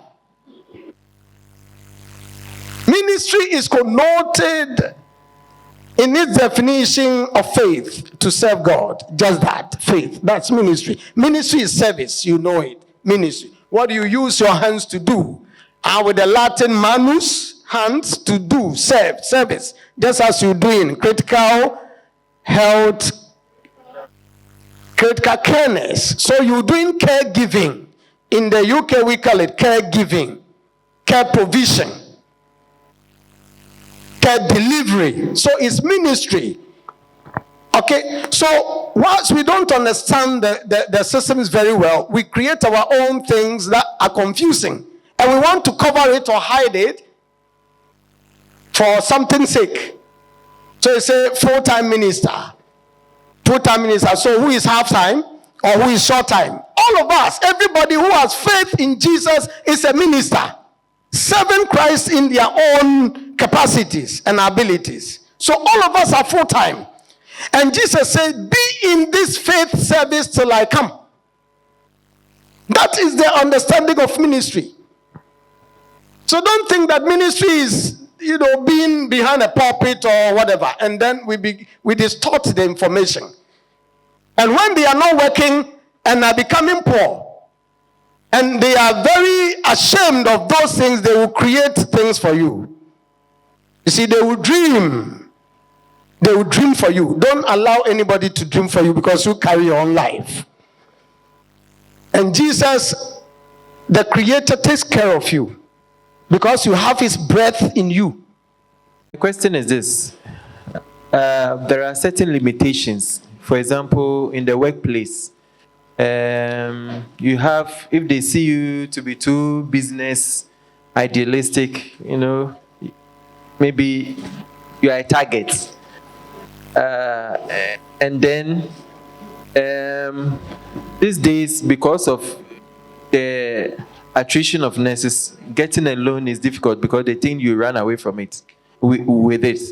So with all these challenges, and sometimes the employer will even tell you if you are doing something, you should have to bring permission. If you are doing something outside the hospital, you have to obtain permission from the employer before you can do what you want to do. Do you have, so how do you surmount or go about this kind of hurdles? There are a lot of challenges. Okay, with somebody is there to help. Okay, so with the ones with the institutions that you have to go for approvals, sometimes you might think that it's difficult. Let's say there is an institution that you want to do an internally generated fund, as in you want to sell something, you have to contribute to the hospital. So there is a due or a particular amount of money that you have to pay. So if every month you have to pay 200 Ghana, and you think that working there or maybe doing the business over there, you are getting more money, then write the letter to the institution, pay that monthly 200 Ghana cedis that you have to contribute, and you still make your profits. That's fine. Okay. Very much for the presentation. Okay, so my question is, in dealing with farming, assuming you are living in a rented apartment, how can you start farming in someone's house? So if you have any idea, please kindly share. Thank you. Okay, thank you. Thank you for the presentation. And I wanted to speak on what my brother was saying. Go ahead. I'm using my facility as an example. Okay. In my facility, there was this selling of items going on in the facility by individuals. Yeah. Management decided that anyone who sells anything over there will be punished. Now, we sat down and realized that no, this is something that will benefit us, the nurses. So we decided to come up and write a letter to management that the nurses group over here, we are taking over the sales of items. We are not going to allow any individual to sell. Then management approved of it. Now we started this small. We were just selling, we go and buy the items, bring it to the ward, we are selling it there. As I'm talking to you right now, we have, let me say, a mini mall that we have established at the hospital. Even if I'm not there today, any nurse that will come and benefit from it. And through that, we have been able to build a sales house apartment that we are renting it to other people over there. So it's when you come together, our management fear the nursing field, the nursing fraternity. So when you come together as one to fight for what you want, you get it. But that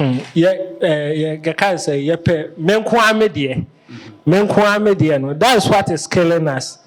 And since we decided to work together as one, it has helped all the nurses in the fraternity. So they can start it from there and it will grow up. Thank you. Okay. Things that we sometimes overlook when it comes to productivity. You want to be productive. That is why you would wanted to do those things within the facility. But know that the facility belongs to somebody.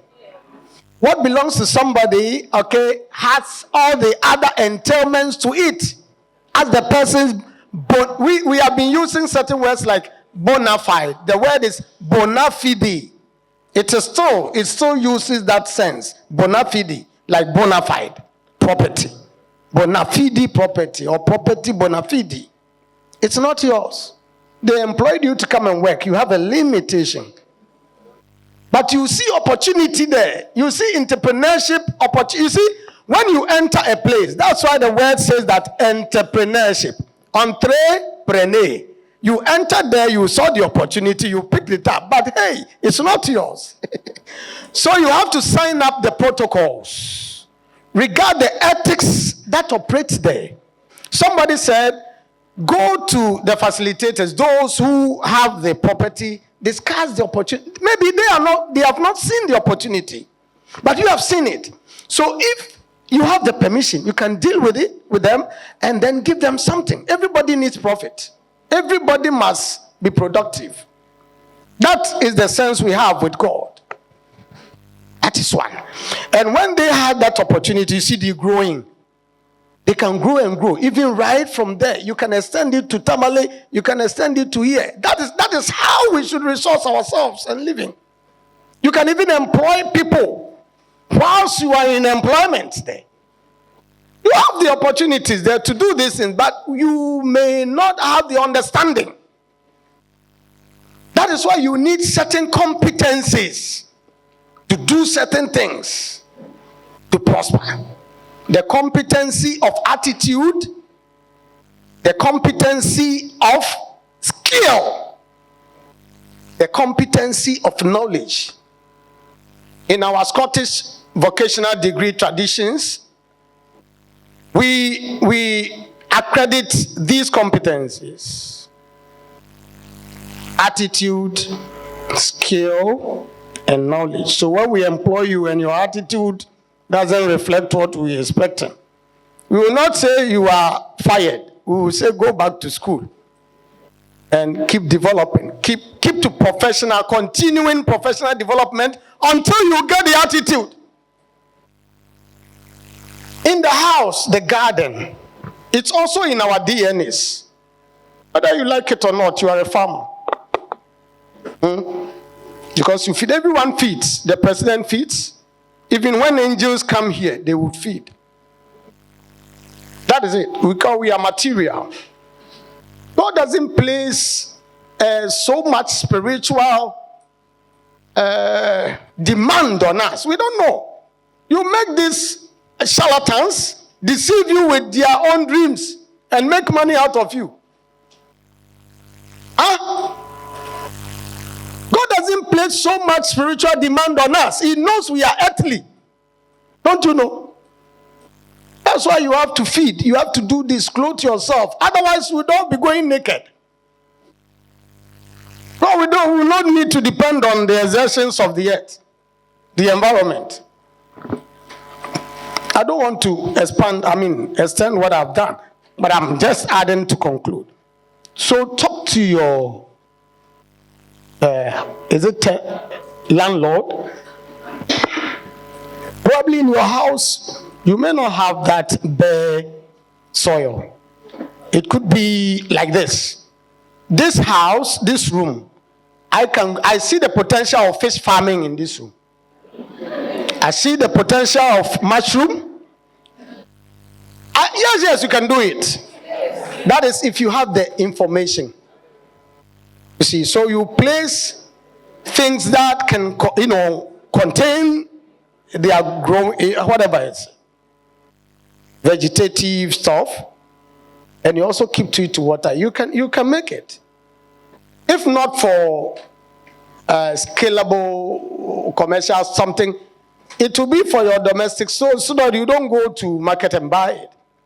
And whatever we help you to do, we approach it with scientific measures, mathematics, okay, physical science, so that if 2 months you'll be buying tomato worth 200 cedis, you save that money because you have grown it here, so you no go to market to buy.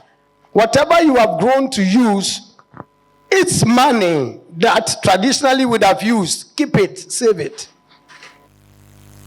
That's what I'm saying. If you need money, I don't make it. I don't crash it, but I show you how. And I do collaboration. So my money is not in one person here. I have some here, I have some in America, I have some in the US. So I will not be exhausted when it comes to cash. And I'm not boasting that I have money. These white people, that's what they do. Bill Gates is coming to Africa to make money. Why wouldn't I also go to America to make money? If I can't have the capacities he have, I will do mine at my level. Yes. That is it. Everybody can make it, can make life. Everybody has the potential. Once you have life, you must live. And once you are living, you must enjoy or access the quality of life. Google what the quality of life is, and you understand it. And if you need any collaborative support or assistance, come see us. You understand? Thank you. I think I've answered it. Thank you. Thank you, moderator. Thank you very much. An MRI, we'll just send the patient quickly to the MRI and then do these investigations so that we can have a very good report for you. So there are some contraindications you have to know to MRI. You know, the MRI, it's a very huge magnet.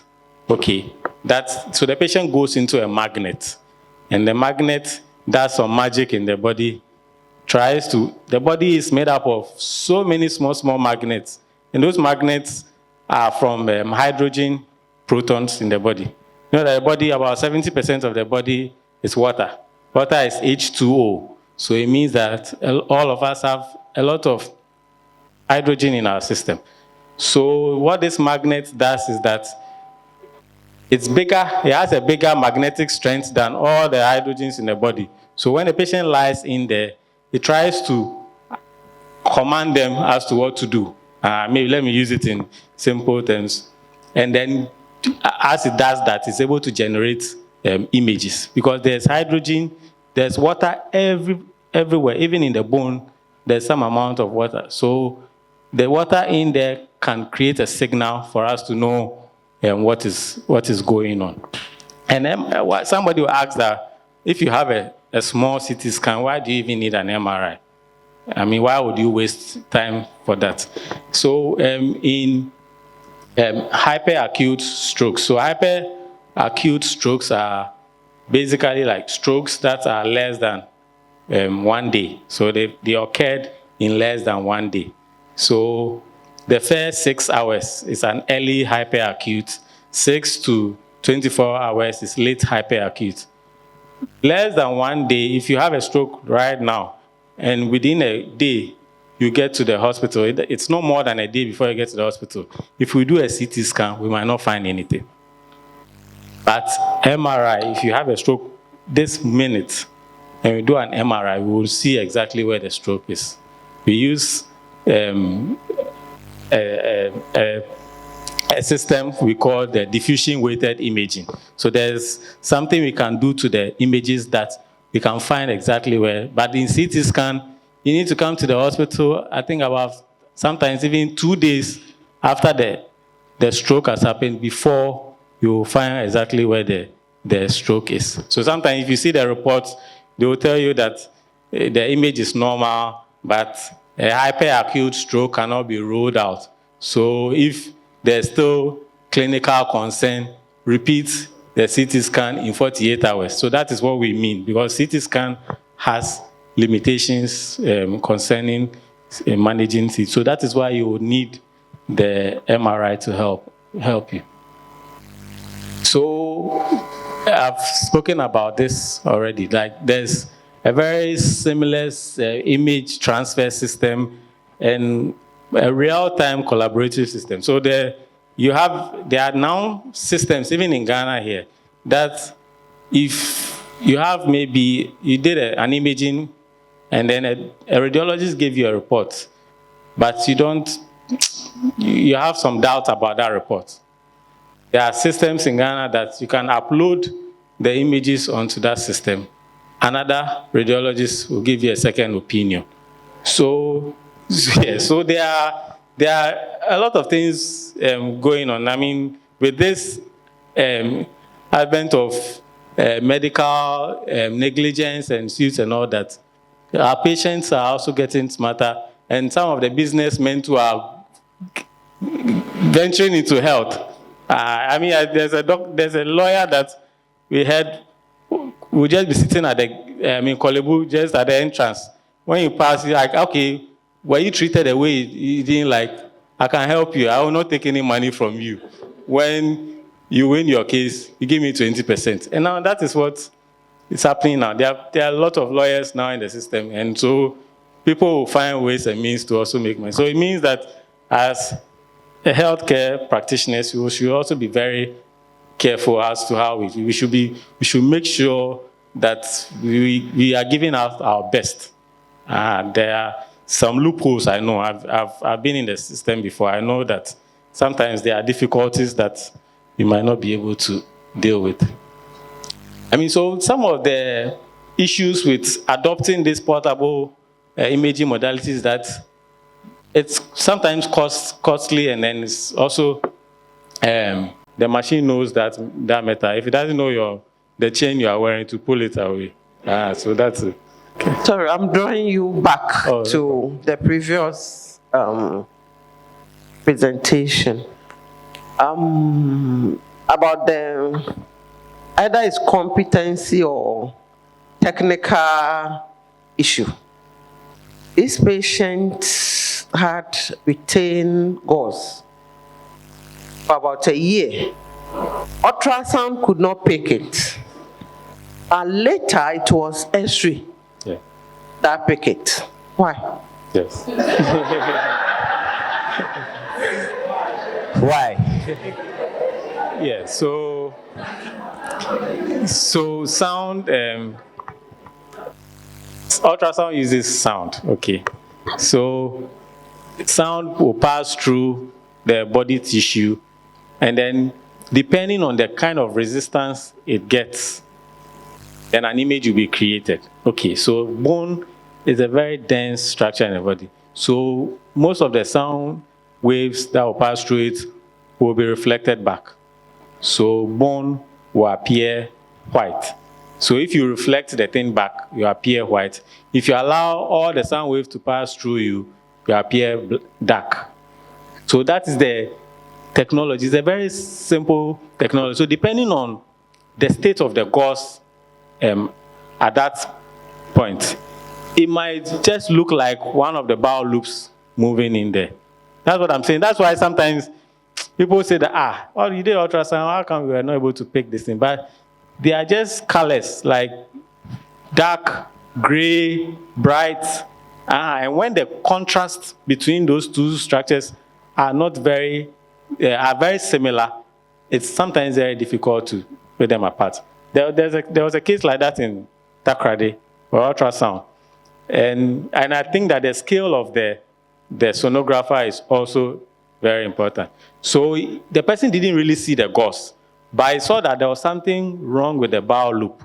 They had done some intestinal surgery and then they left the gauze in there. That this bowel loop, it looks funny. The wall looks too thickened and everything looks bizarre there. Let me just do an X-ray and see what's going on. And then the X-ray picks it up. Because by that time, the X-rays also work the same way. If it passes through you and it sees that you are too dense, it will make you bright. If it passes through you and you allow it to go through a bit easily, it will make you dark. So that is the technology. So the gauze has become very hard in there, and so when you did the X-ray, it appeared bright and we were able to pick it up. But if they had done the X-ray immediately after the surgery, we wouldn't have picked it up. So yes, it's the competence, the skill of the sonographer too, and then there should be like a heightened sense of curiosity. Sometimes somebody should think bad. In the family of 10 people, one person should always think negative small so that we can pick out some of this. Like everybody is saying that, okay, this doctor who did it, he's a very experienced doctor. So that's for this diagnosis of retained foreign body there is not possible. But one person should think like that so that once we roll it out, then we can, so I think that ultrasound can pick it up. And a lot of people will be able to pick it on ultrasound when it's much worse, like it become complicated. But in a skilled hand, at a very early stage, it can be picked it up. And that's why we do both ultrasound and X-ray. Once one doesn't pick it well, the other one will be able to effectively pick it. Okay.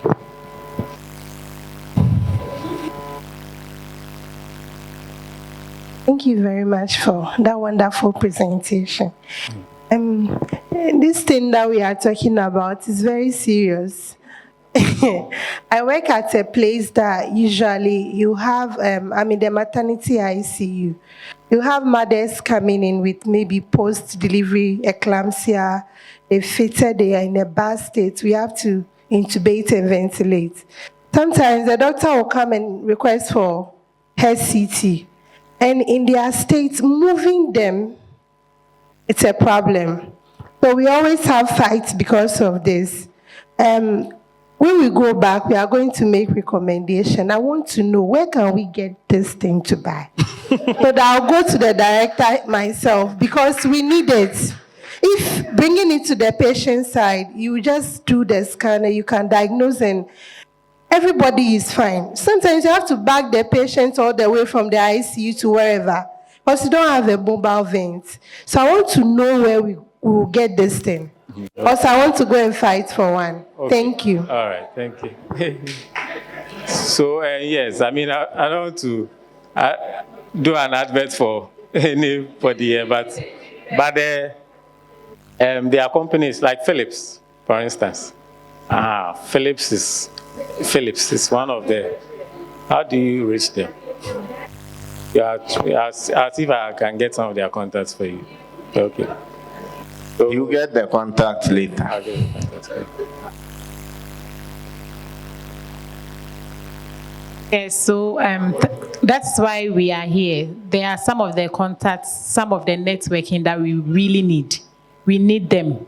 So if we can get yours, I'm sure I'll be referring a lot of x-rays and then be asking for, because there are some that they do the x-ray, you see, I don't know the technical words, but there are some that the place looks very white, you can see. But we do a chest x-ray, you don't find anything. You do a pleural tap, there is fluid coming out from that place. And sometimes we end up wasting the money. These patients are needy patients that we are using money, we are contributing to do. And then this person come, go and do this, we come in. Once we are going, we even know this one, it will come out normal, abnormal, no something. Those is like a complete thing that we always know we'll be expecting. So when we get the network, there are people we need to talk to, ask for another advice, whether we can still go for it, to save some of the money for other things.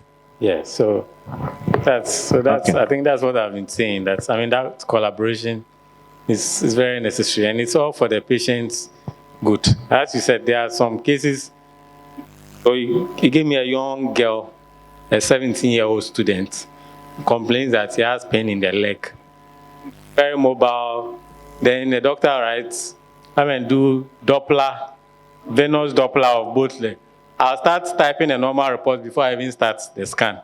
Because see, there are certain risk factors and other things that you would expect to see before. That's what I said. So that's for that person, for instance, if it's a soft tissue problem or even a bone problem, the person might benefit even from an x-ray than a Doppler scan that they will have to pay almost 700 or 500 cedis. So it's helpful that we collaborate with each other. And thank you very much. This is not a question, it's just a contribution.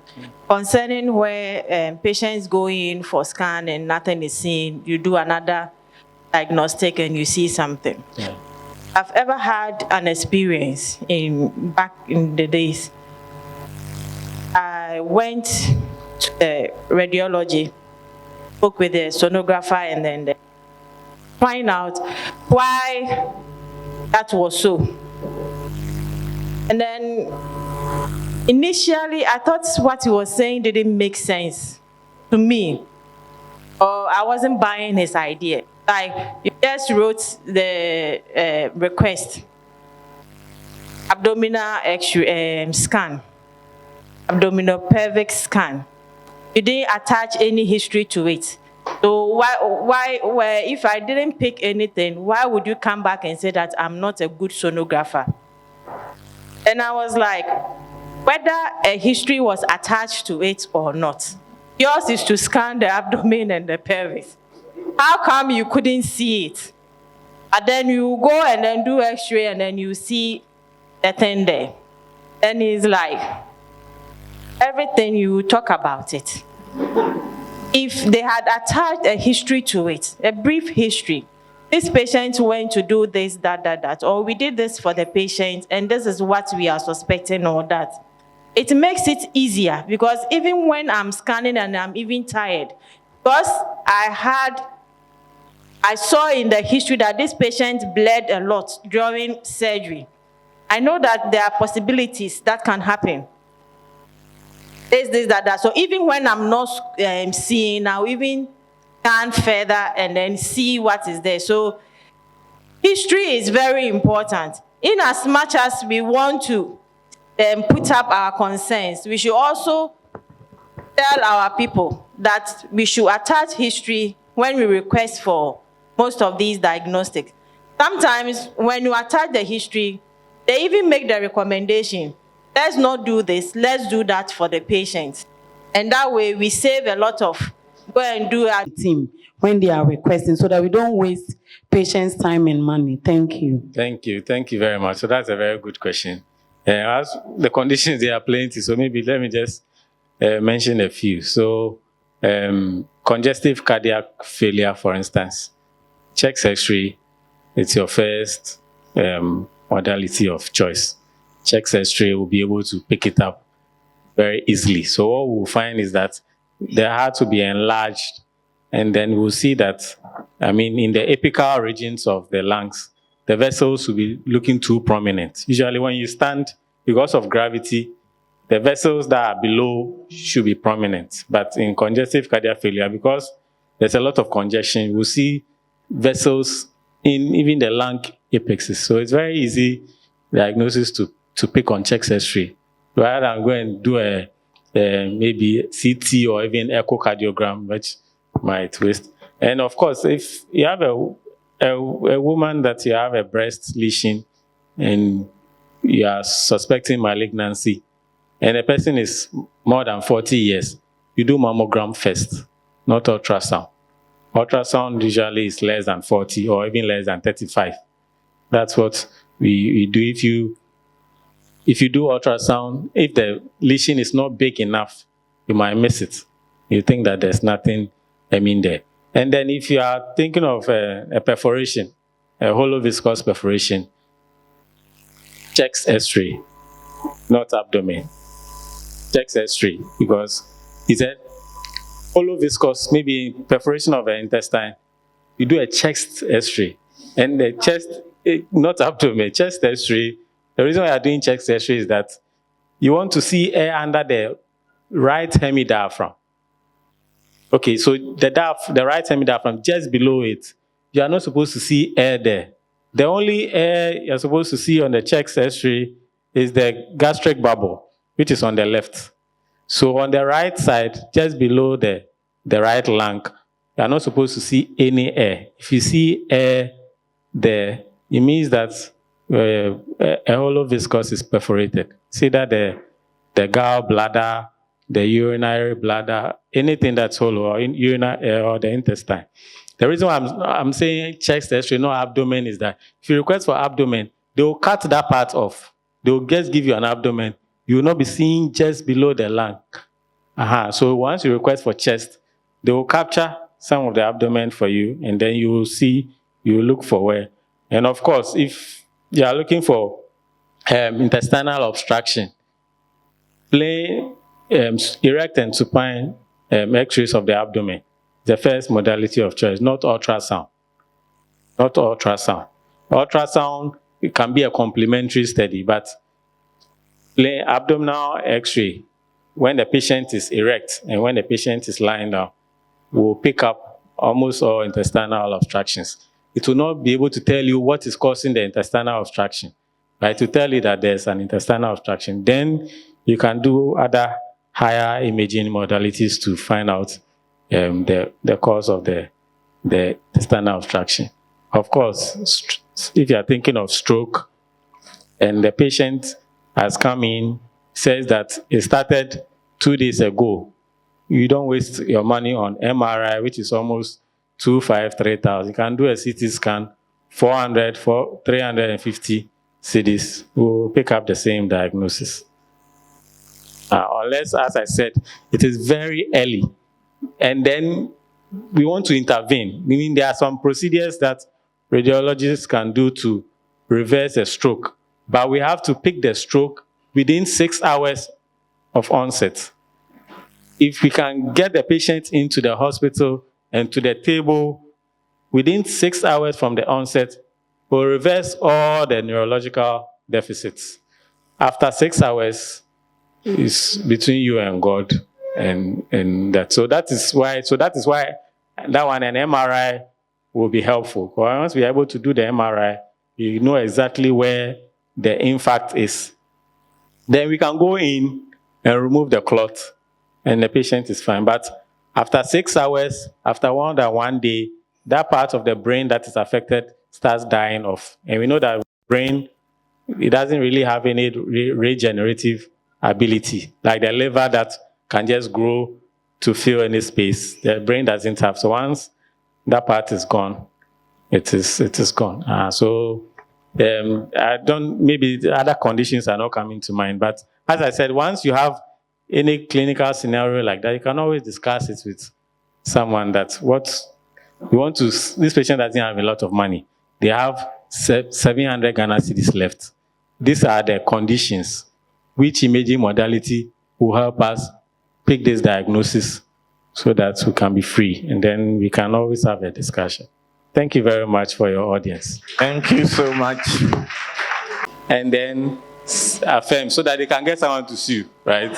So that is what is happening. So I think when I was at Kolebu, they are trying to come into Ghana currently. They only want to start with the breast, for instance. So they came to the radiology department. They want all our database on all the breast scans that we have breast mammograms that we have done, and then what we found in each case. So basically, I'm going to teach the AI that if you see this, it is this. If you see this, it is this.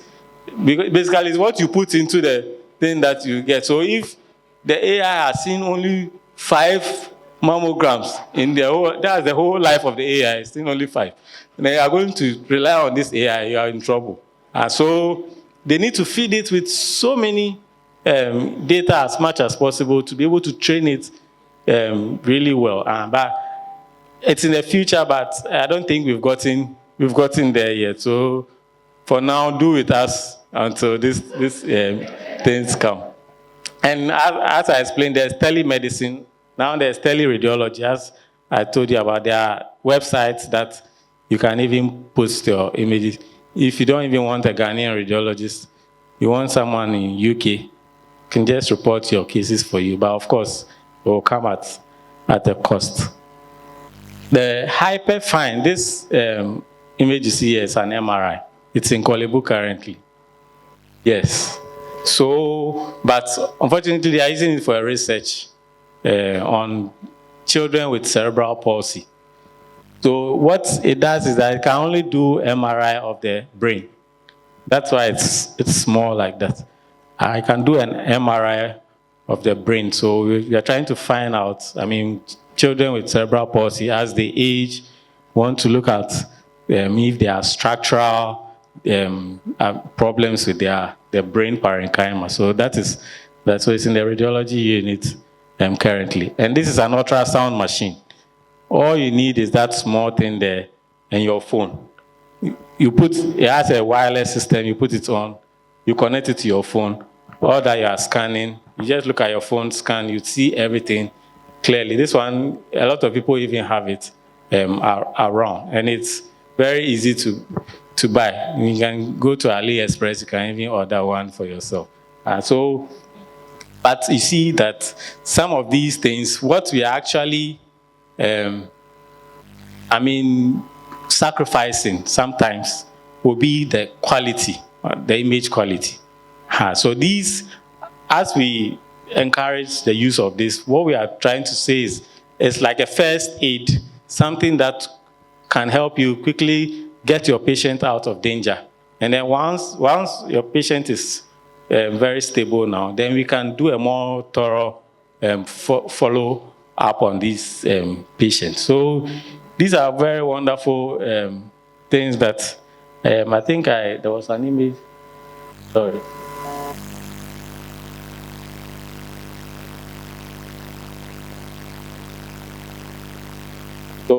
So you see the last image there. So that's a patient comfortably relaxing in the sofa in the home. And then that is a CT scanner behind her. Yeah, so you just carry it along you are in your house, you are feeling lazy, you don't feel like coming to the hospital to do a CT scan. We will just carry it along. Then you look for a switch, plug it, you put your head in, you get our image, we put it back in the car, and we go home. That is where medicine is getting to now. And sometimes some of our patients, they watch too many movies like this and they come and worry us. But they don't know that it takes 50 years for technology to move down. Maybe my research is wrong, but it looks like around 50 years or so, or maybe less. So if they come and worry us, we will have to explain to them that we don't even have the basics that they need. So thank you very much. And if there are any questions or contributions.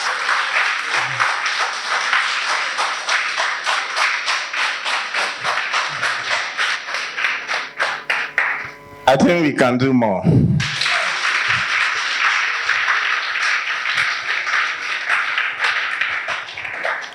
Thank you very much. This is a very precise and concise presentation for afternoon session. Anyway, we'll accept 3 to 5 questions maximum. I'll not start with Madam President. I'll start.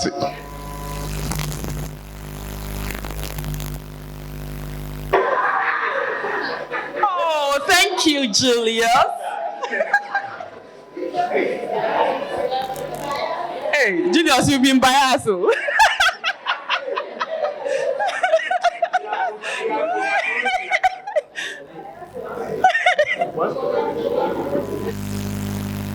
Okay, please, I have a question. Okay.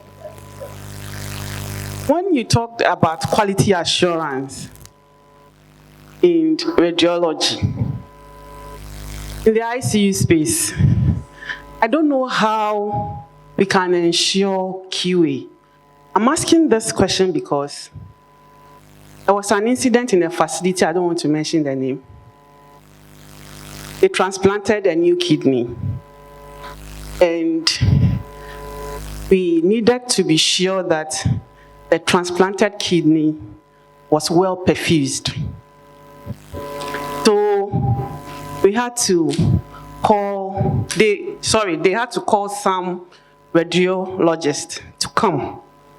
So 2, unfortunately, inexperienced radiologists came and told the team that the transplanted kidneys, I think after it was 6 hours down the line, was not well perfused. So they had to go in again.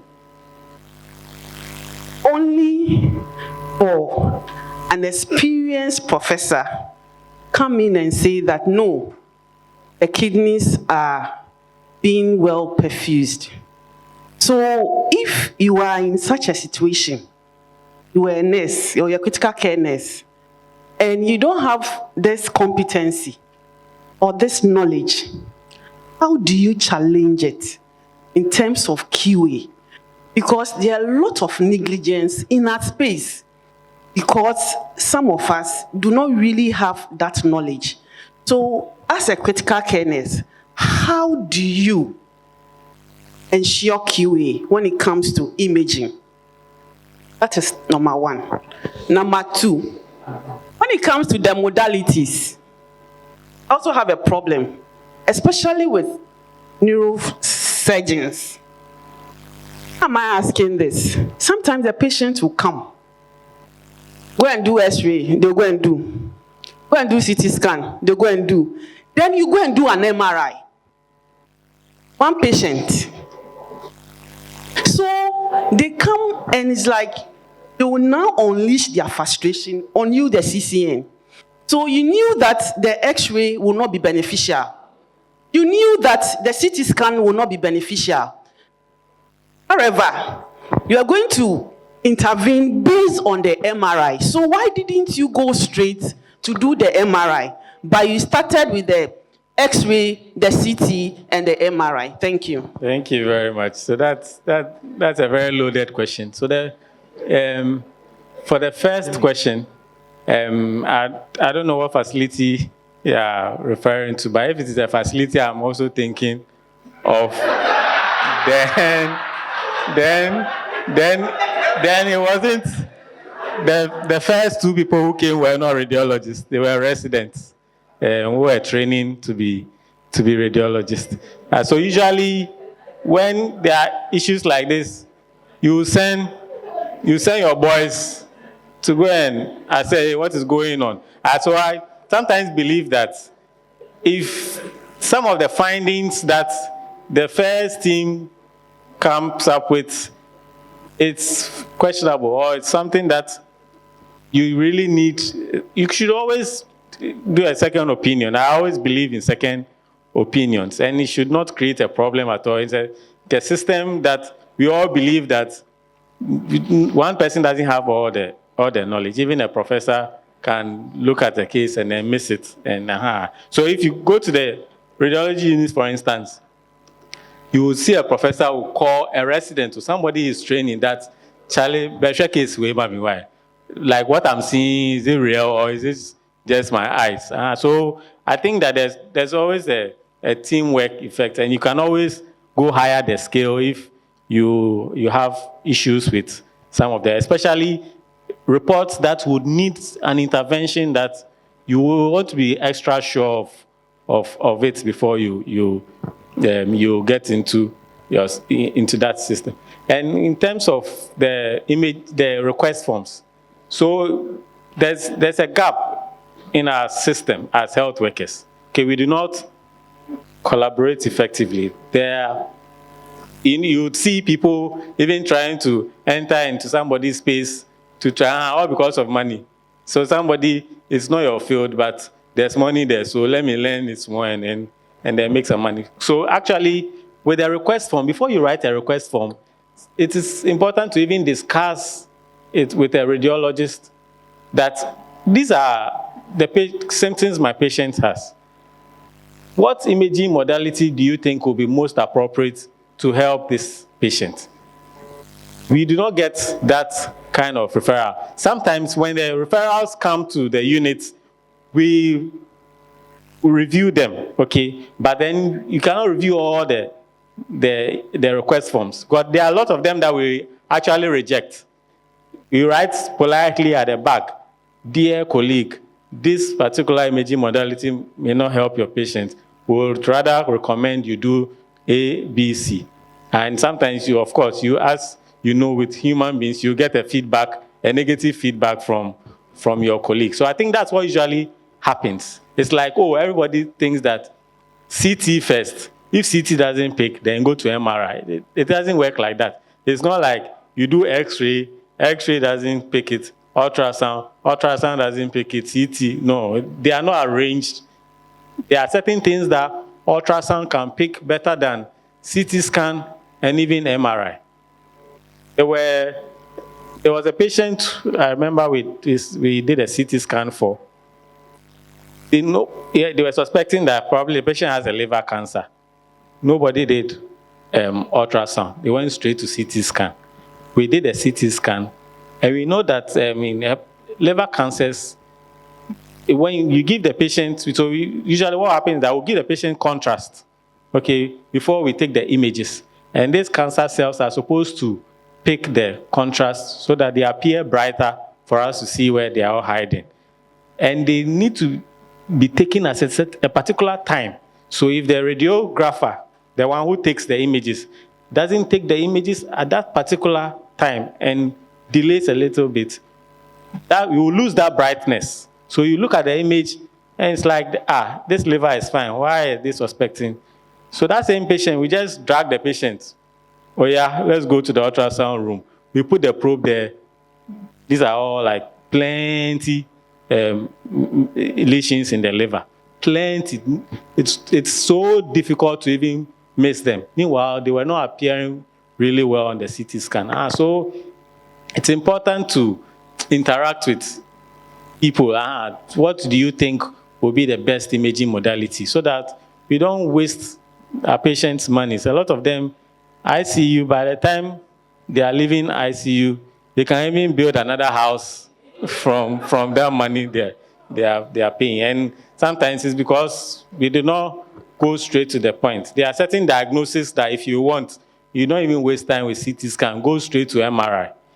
But we'll do a CT plus contrast, then we'll go do an MRI, which is not. So I think that's the problem that we are facing. We do not get a lot of these requests. I don't know why some people think that maybe if I have consult another doctor to tell me which imaging modality, but that doctor, that is the person's field. And the person knows what will help the patient. So I think that is the answer to your question. Okay. Teamwork and collaboration. Thank you very much. And that was a wonderful presentation. Thank you. So my question is more to, let's say, the nurse in the ICU. So one radiology told me that with the current advancement of most of the imaging modalities that are in now, they are, let me say, should I say, less harmful. Although they are harmful, but they are less harmful than the previous, let me say, machines that were there. So I want to ask that, assuming we are in an ICU of this place, let's say the patient is as where the balloons are, and maybe there is time for exposure, so nurses should walk out, or the health team should walk out. Sometimes they will say that just walk just a little far, but you should not go out and close the ICU doors. For maybe the X-ray machines that are mobile. I want to ask, personally, I would like to walk out, but he is saying that just give us a little distance, but he will go and hide behind a pillar.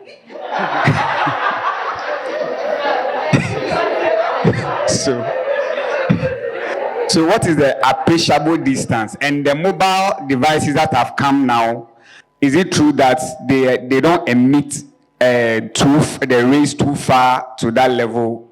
And I want you to clarify on that for us. Okay, thank you very much. So I think your issue is that you don't believe what they are telling you to do. So yes, so it's true.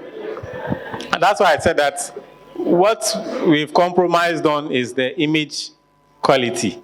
And for us to achieve that compromise, we have to reduce all of these things. So the image that will come out might not be as clear as if you had gone to the unit itself. It's because we've reduced the energy of that X-rays that are coming out. So majority of the X-rays that are coming are going to the patient. What we are worried about, and we are telling you that don't stay around, are the scattered ones. Okay, so the X-rays are going through the patient onto the image receptor, but a few will be scattered.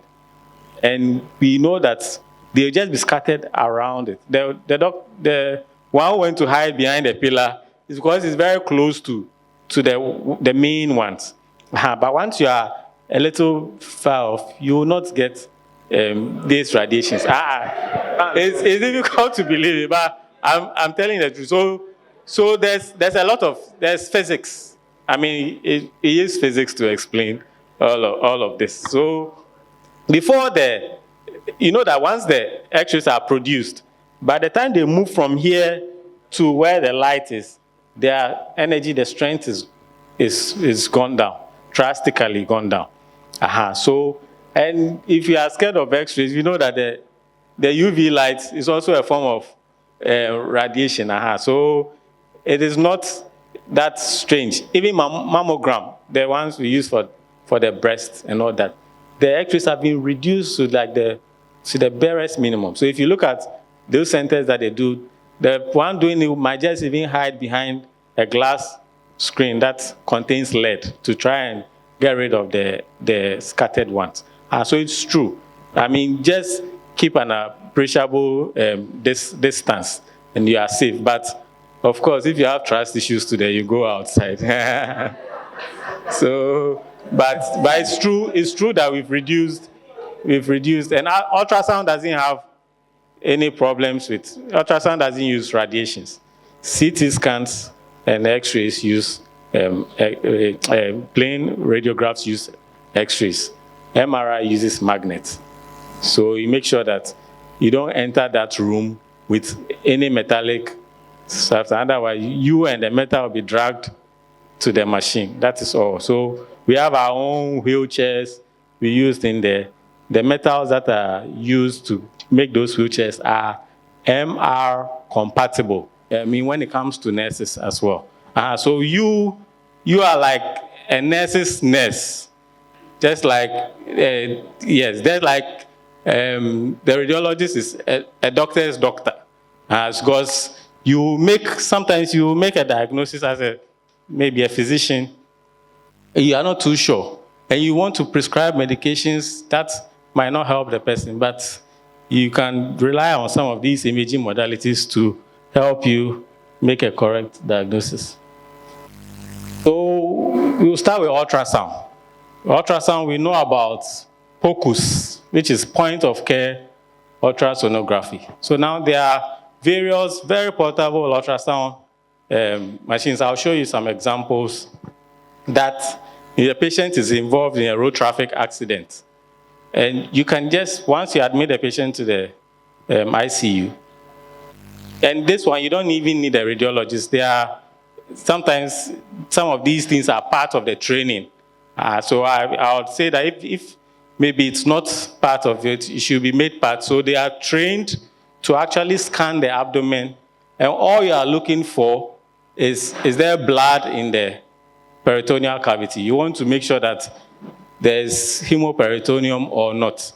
You might not be able to finally tell where the blood is coming from. That is somebody's job. But once you can identify that this patient is bleeding into the peritoneal cavity, you can raise an alarm that means that this patient is likely to go into shock very soon if the source of the bleeding is not identified, and then stop. And these are very simple investigations you can do. You don't need to transport a patient all the way to the radiology department just because of this. Within seconds, there are areas of the abdomen that you can look at if you want to see if there's fluid collection. There are dependent regions in the abdomen. So for instance, in the Morrison's pouch, the space between the liver and then the right kidney, you have around the spleen, perisplenic region, you have the right and left paracolic gutters, you have the pelvis. So you put the probe at any of these 5 places, and you are looking for fluid collections. And fluid collections, whether it's blood or even normal fluid like ascites, will appear very dark on ultrasound. So appear very, very black. And we give a term anechoic. So once you start seeing any of those things in the abdominal cavity, in a patient that has just been involved in a road traffic accident, who has guarding of the abdomen and all that, you don't need somebody else to tell you that this fluid you are seeing is likely hemorrhage. So these are things that you can do. And so it's a non-invasive procedure, gives you real-time visualization of what is happening in the anatomy. You can examine the patient now. In 15 minutes, you can examine again and see if there's increase in the fluid, intraperitoneal fluid. And we can apply it in various ways. Those same probes can even have a look at the heart and look at what is going on. You can look at the lungs. You can do actually ultrasound of the chest to look for pleural effusion. Ultrasound can also be able to estimate how much fluid it's in there. Ultrasound, before you start seeing pleural effusion on X-rays, ultrasound would have picked it way longer. Even as small as 25 mils of fluid in the pleural space can be picked up on ultrasound. But you do an X-ray, and you might not see anything. It might look normal. So you can also do your abdomen to look at bowel obstructions. You would see dilated loops of valve, and we know that you can use ultrasound to also guide you into placing a central line as well, and then a fluoroscopy machine combined together. So in medical imaging, usually, sometimes it might be very difficult to use one imaging modality to pick up a diagnosis. So there's something we call complementary investigation. So for instance, maybe you come to Kolebu, you do a CT scan, and then what we are seeing, we are not too sure what is going on. You'll go ahead and then do an MRI for free for that patient, because that was not what the patient came in. For making time to enlighten us on such a wonderful topic. I think the popular request is for you to leave your contacts. Anyway. So we'll move to our next presentation, and possibly the final presentation for the day, yes. Okay. This to be presented by one of us, a principal nursing officer in charge of female medical ward at the Cape Coast Teaching Hospital. She is currently doing her MSc nursing with a BSc nursing critical care at the School of Critical Care Nursing School, Kolebu. She is none other than Madam Clara Osei-Poku, who is going to take us through nursing process.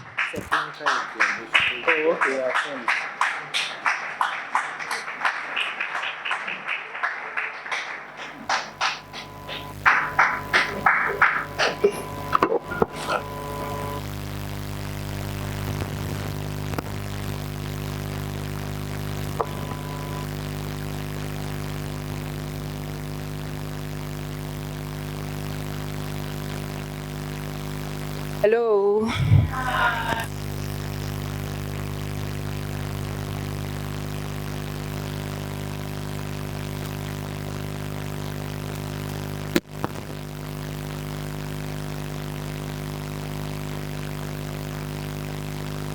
Almost entering, so please, let's sit down, let's interact, let's engage, socialize. Plan, implement, and evaluate. These are the key points that we use in our nursing care plan for a patient entrusted to our care. Good afternoon, I'm Clara Osei-Poku, PNO in charge of the female medical ward at the Cape Coast Teaching Hospital. I am presenting on the clinical utilization of the nursing care plan in improving patient outcome and its associate factors. And it's a survey that was done in the female medical ward, seeing how the care plan is not really utilized on the ward. And then we are on the LIMS now, and there's an interface on it. When you open, you don't see any documentation. So we decided to do a small survey on the ward to know how best we can also help in managing our patients well.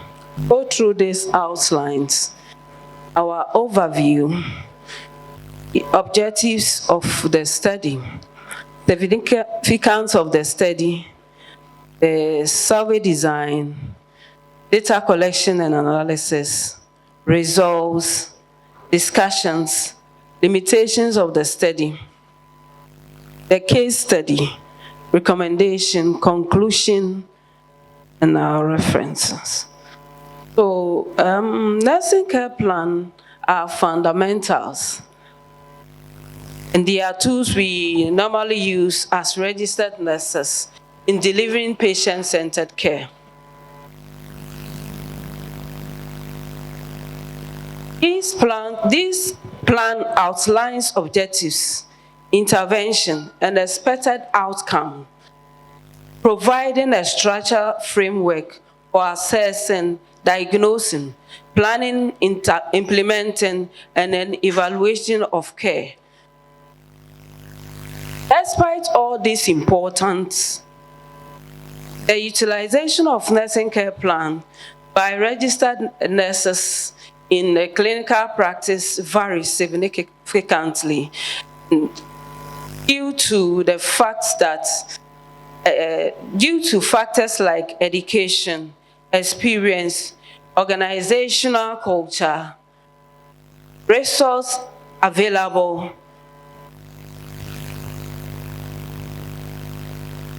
that is the resource availability in the health facility.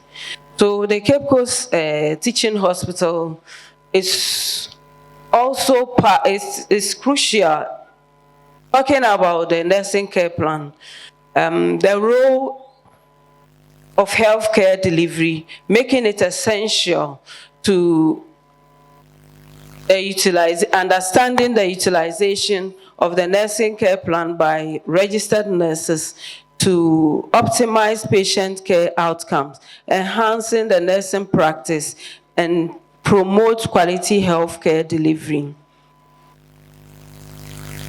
Our objectives was to assess the utilization of care plan and identify factors influencing adoption, implementation, and adherence. With the significance of the study, we base it on the organizational insight, that is identifying the organization factors that impact on the utilization of the care, the professional development, forming training programs and professional development for the nurses, and also enhancing nursing competency, that is improving nursing practice and health delivery at the hospital. So our design was a quantitative approach, and it was a direct questioning without any questionnaire. And then we had only 5 participants, 4 females, and then 1 male from the ward, that is female medical. Our data collection was open-ended, and response were noted.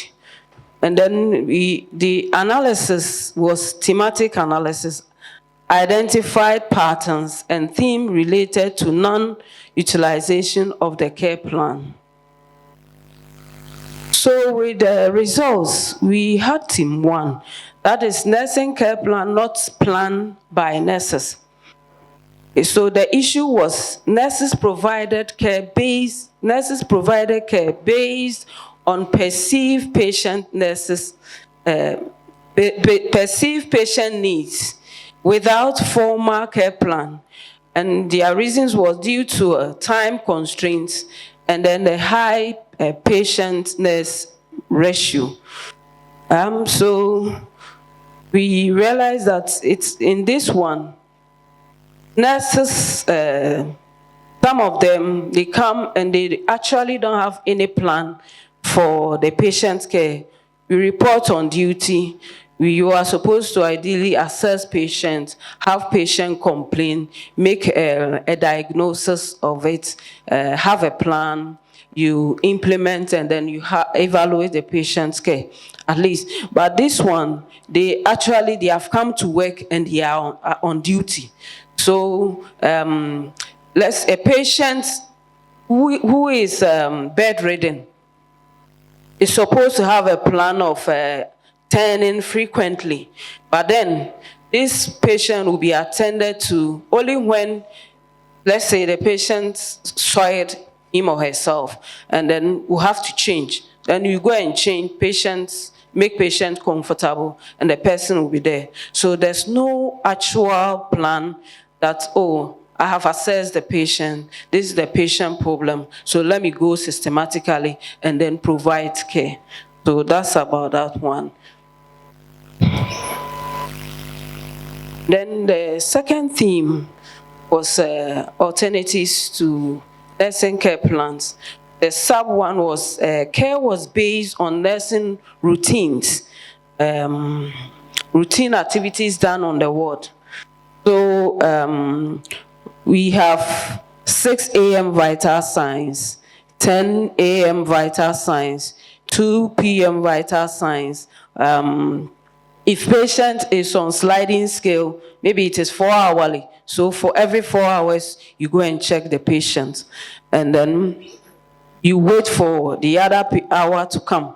2 p.m. there's medication. Sometimes patient's medication prescribed and it is 8 hourly. So you calculate 8 from 6, you come to 12 or 2, then 6 p.m. you go to another 12. So based on that routine, the nurse take care of the patient, and that's it. It doesn't really have any plan to assess patient, give a diagnosis, and all that.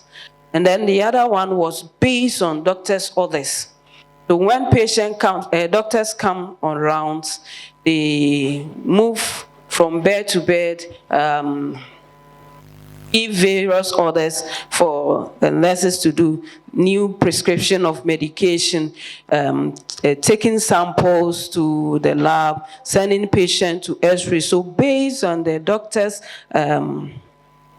requests or instructions, the nurse follows.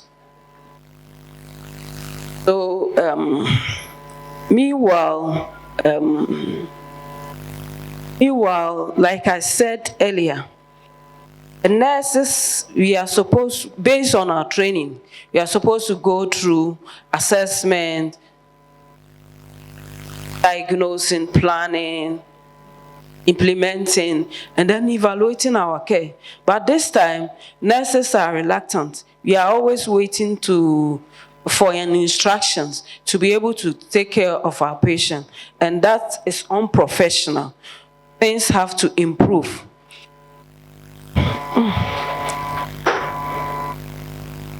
So with our discussion, we realized that there was a gap in nursing practice. Nurses found focuses on medical care aspects, lacking the holistic approach to the patient's care. So instead of using our knowledge, per our training, per our skills that we have to nurse the patient, we always wait for us to be instructed, wait for us to be tell what to do to the patient. And then based on the comparisons with other studies, Labech et al., they also suggested that nursing process model is underutilized globally. When you go through various literatures that other people have done on nursing care plan, you realize that we are underutilizing it. We have putting our own portion down and focusing on other things. Based on what we did, we realized that we have some limitation, absence of formal questionnaire, limited responses standardization, and subjective nature of open-ended questions. Response may be influenced by the person's personal experiences. So these are some of the few things we realized, because the sample size was few, and then there were no formed questionnaire that we use with the study. So we have a case study, a case that we want to link it up with what we did. So the nurse assesses the client who was in a motor vehicle accident.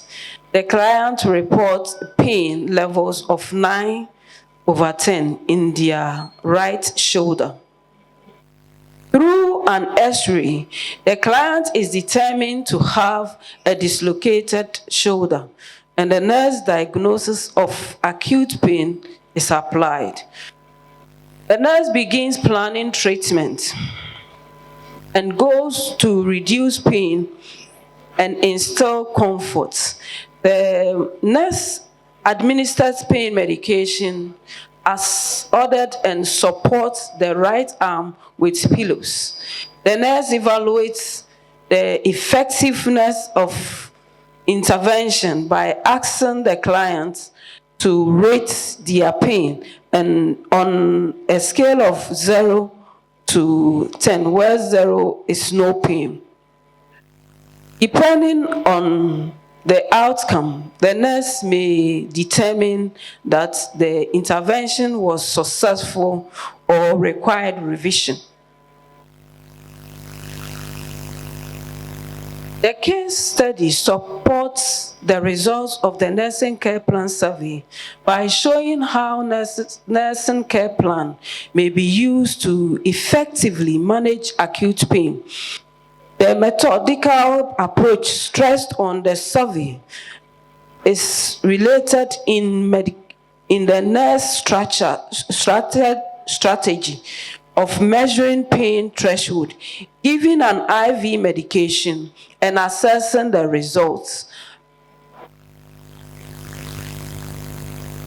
The survey indicates that the efficient use of nurse care plan is essential for enhancing patient outcomes, since it offers a precise framework for identifying and meeting patient needs.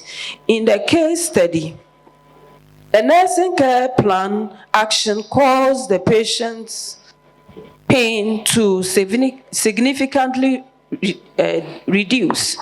decrease from 9/10 to 3/10 in less than a day. And this result confirms the survey claim that well-implemented nurse care plan results confirm the survey's claim that well-implemented nurse care plan improves patient outcome by guaranteeing that interventions are customized to meet each patient's needs and assess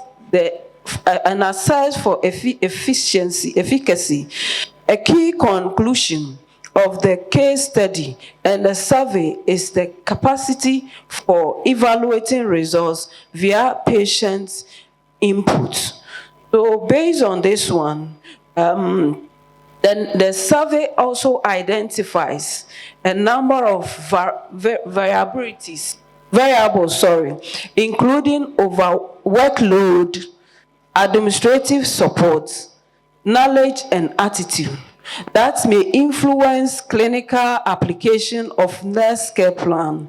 And then the nurse's expertise in pain management was essential to carry out the successful care plan in this case study. Nevertheless, obstacles noted in the survey, like excessive workload and insufficient training, might prevent comparable initiatives in different contexts. The case study demonstrates how, in the face of potentially overwhelming situation, having a care plan can help alleviate these obstacles by offering directions and concentrations. The case study also highlights the way in which nurses' professional development is improved and patients benefit from the implementation of nursing care plan. Through organized assessment and intervention planning, the participating nurse increased her self-assurance and sharpened her critical thinking abilities. This is consistent with survey results that indicate high utilization of care plan by nurses due to increased knowledge and training, eventually improve nurses' satisfaction and patients' care qualities. So if we actually set to plan patient care, assessing the patient, having a related diagnosis, having an implementation, and also sitting down to evaluate your care, what went wrong and what what were the key points or notes that you were supposed to do, you will be able to really provide holistic care for your patient's recovery. So based on this survey, I recommend that the nursing administration supervision is key in implementing nursing audits to evaluate the patient's care. So constantly we have to organize an audit to guide our nurses in how guide and also assess them, how they provide their care, how they manage their cases, and some of the challenges they have in applying this care plan. And then we also have to use the plan in our handing over. During our ward runs, you realize that the doctors, when they are attending to their patient, they present on the patient cases, how they assess the patient, how the problems that the patient have, the current treatment and the rest. So when we also use our nursing care plan doing our handing over, it will also help. So you start by handing over the patient, telling the nurses what happened during the night, maybe it's a night shift or afternoon, during the shift time. This patient have this complaint. This is the diagnosis we give to the patient, and this is how far we've managed the patient. It will really help with the patient recovery, and it will also help us to have a plan. Because if we are not, you are not, if you don't assess the patient to have all those complaints and problems with the patient, you cannot really have the diagnosis, you cannot really have a plan, you cannot really implement anything. You will just be there doing a routine care and you have closed. So that is about the handing over and promotion and career advancement. But that is to demonstrate the use of nursing process for career growth. So we also have to have presentation with the teachings of other colleagues also, and use it as part of our work, daily work that we do on the ward. It will also enhance our work. Further research will also have to be extended on the various units on the ward, because this one was only focused on the female ward. We can also do another survey on the various units to also support our care as well. So in conclusion, the non-use of nursing process by professional nurses in Ghana is significantly concerned that requires immediate attention for nurse leaders and policymakers by implementing effective supervision strategies, providing necessary resources and support, and prioritizing continuous education. Nurse leaders can empower nurses to bridge gap between theory and practice, ultimately enhancing the nurse professional autonomy and quality of patient care in Ghana. These are my...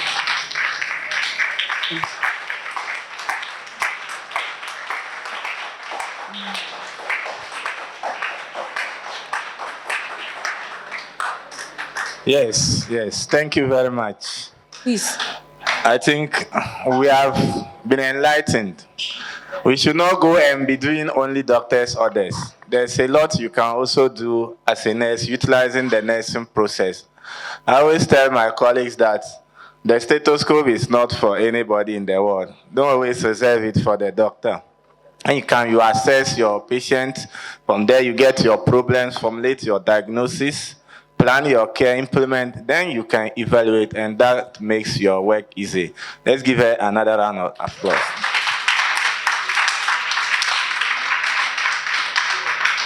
Okay, so we'll take 3 to 5 questions.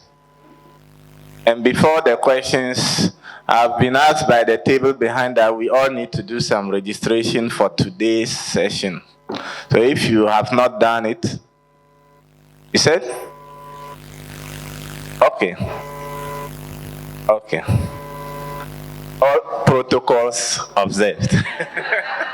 Mine is not actually a question.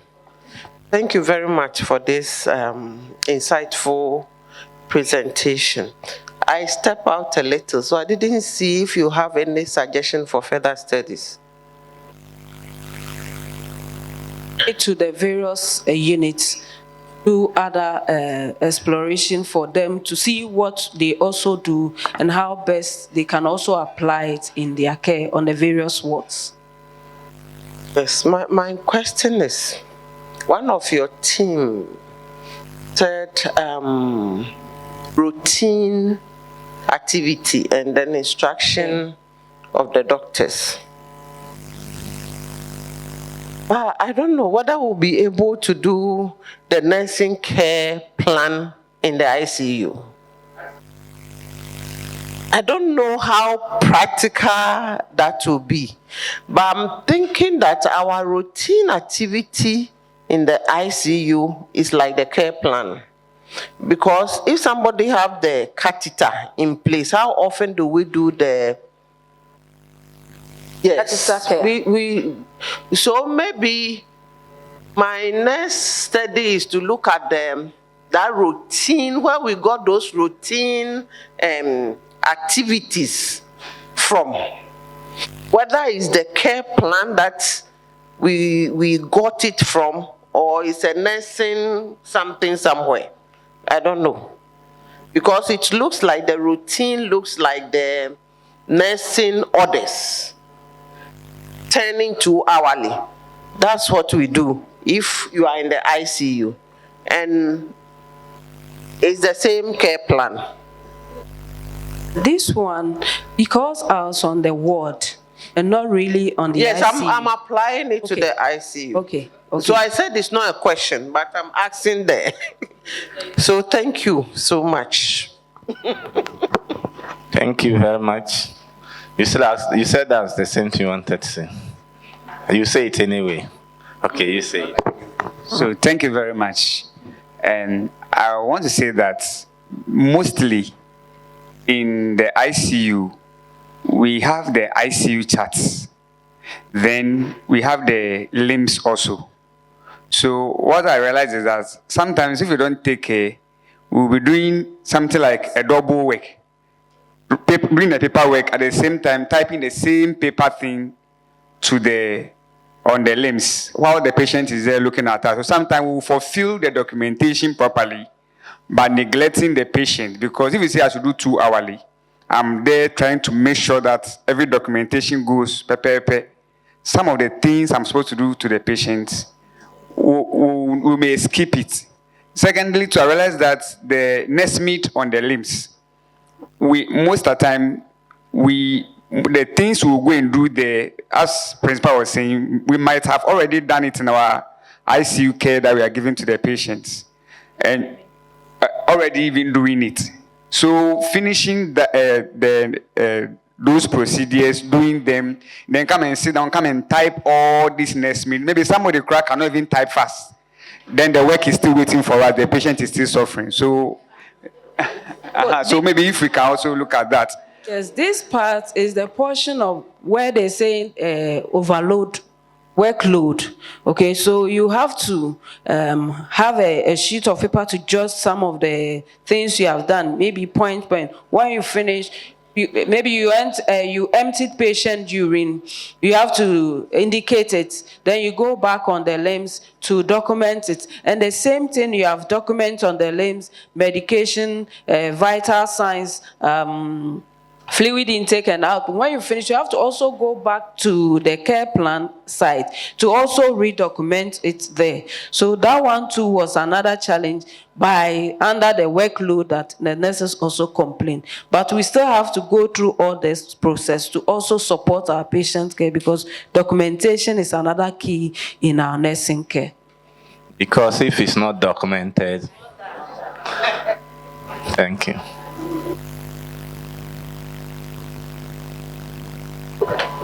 Thank you very much. That was a good presentation. Thank you so much. So this is how I understand it. I don't work in the ICU anyway, but I have experience in the ICU. Some experience. This is how I see it. The ICU form comes with the plan for the patient already, but we have different patients with different problems. We have 3 patients in the ICU. Maybe not all of them might have, or want of a better way, the tubings. Like, it's not everybody that has, let's say, a catheter in or something. So the plan of patient A will be different from the plan of patient B. And you can find all that on the ICU form. So maybe for this patient, we are turning 4 hourly. It's part of your plan. You are putting it down. Then the next patient, maybe his urine is not maybe 2 hourly like we do for all the patients. He is a bit improved. So his is 2 hourly, but somebody's own is 1 hour and hourly. So that is where the plan comes in. So it doesn't go and be like fixed for all. Like every patient is treated the same way. That is where that is where the plan comes in. So plan for each of your patients individually, so I can give proper care for each of the patients. When it comes to the nursemaid, I think that, okay, for our center, we are looking out, maybe facing out the paper. Everything will go into the nursemaid, so that you don't have to do double work. But ICU is a bit difficult. You know, ICU is kind of somehow new to us. We are now having more critical care nurses. Most of the nurses there are not critical care nurses. So it will take time. But on the ward, we are okay. It's you need to plan. When you come, you plan before you implement. Thank you. Thank you. No, you. All right, thank you. I dashed out to get a charger, but I didn't get most of your presentation. But I sense there's a challenge with documentation, doing double work. Actually, there are some of the system software for medical record system. It doesn't actually capture the nursing care plan as we see it, but any system that allows you to access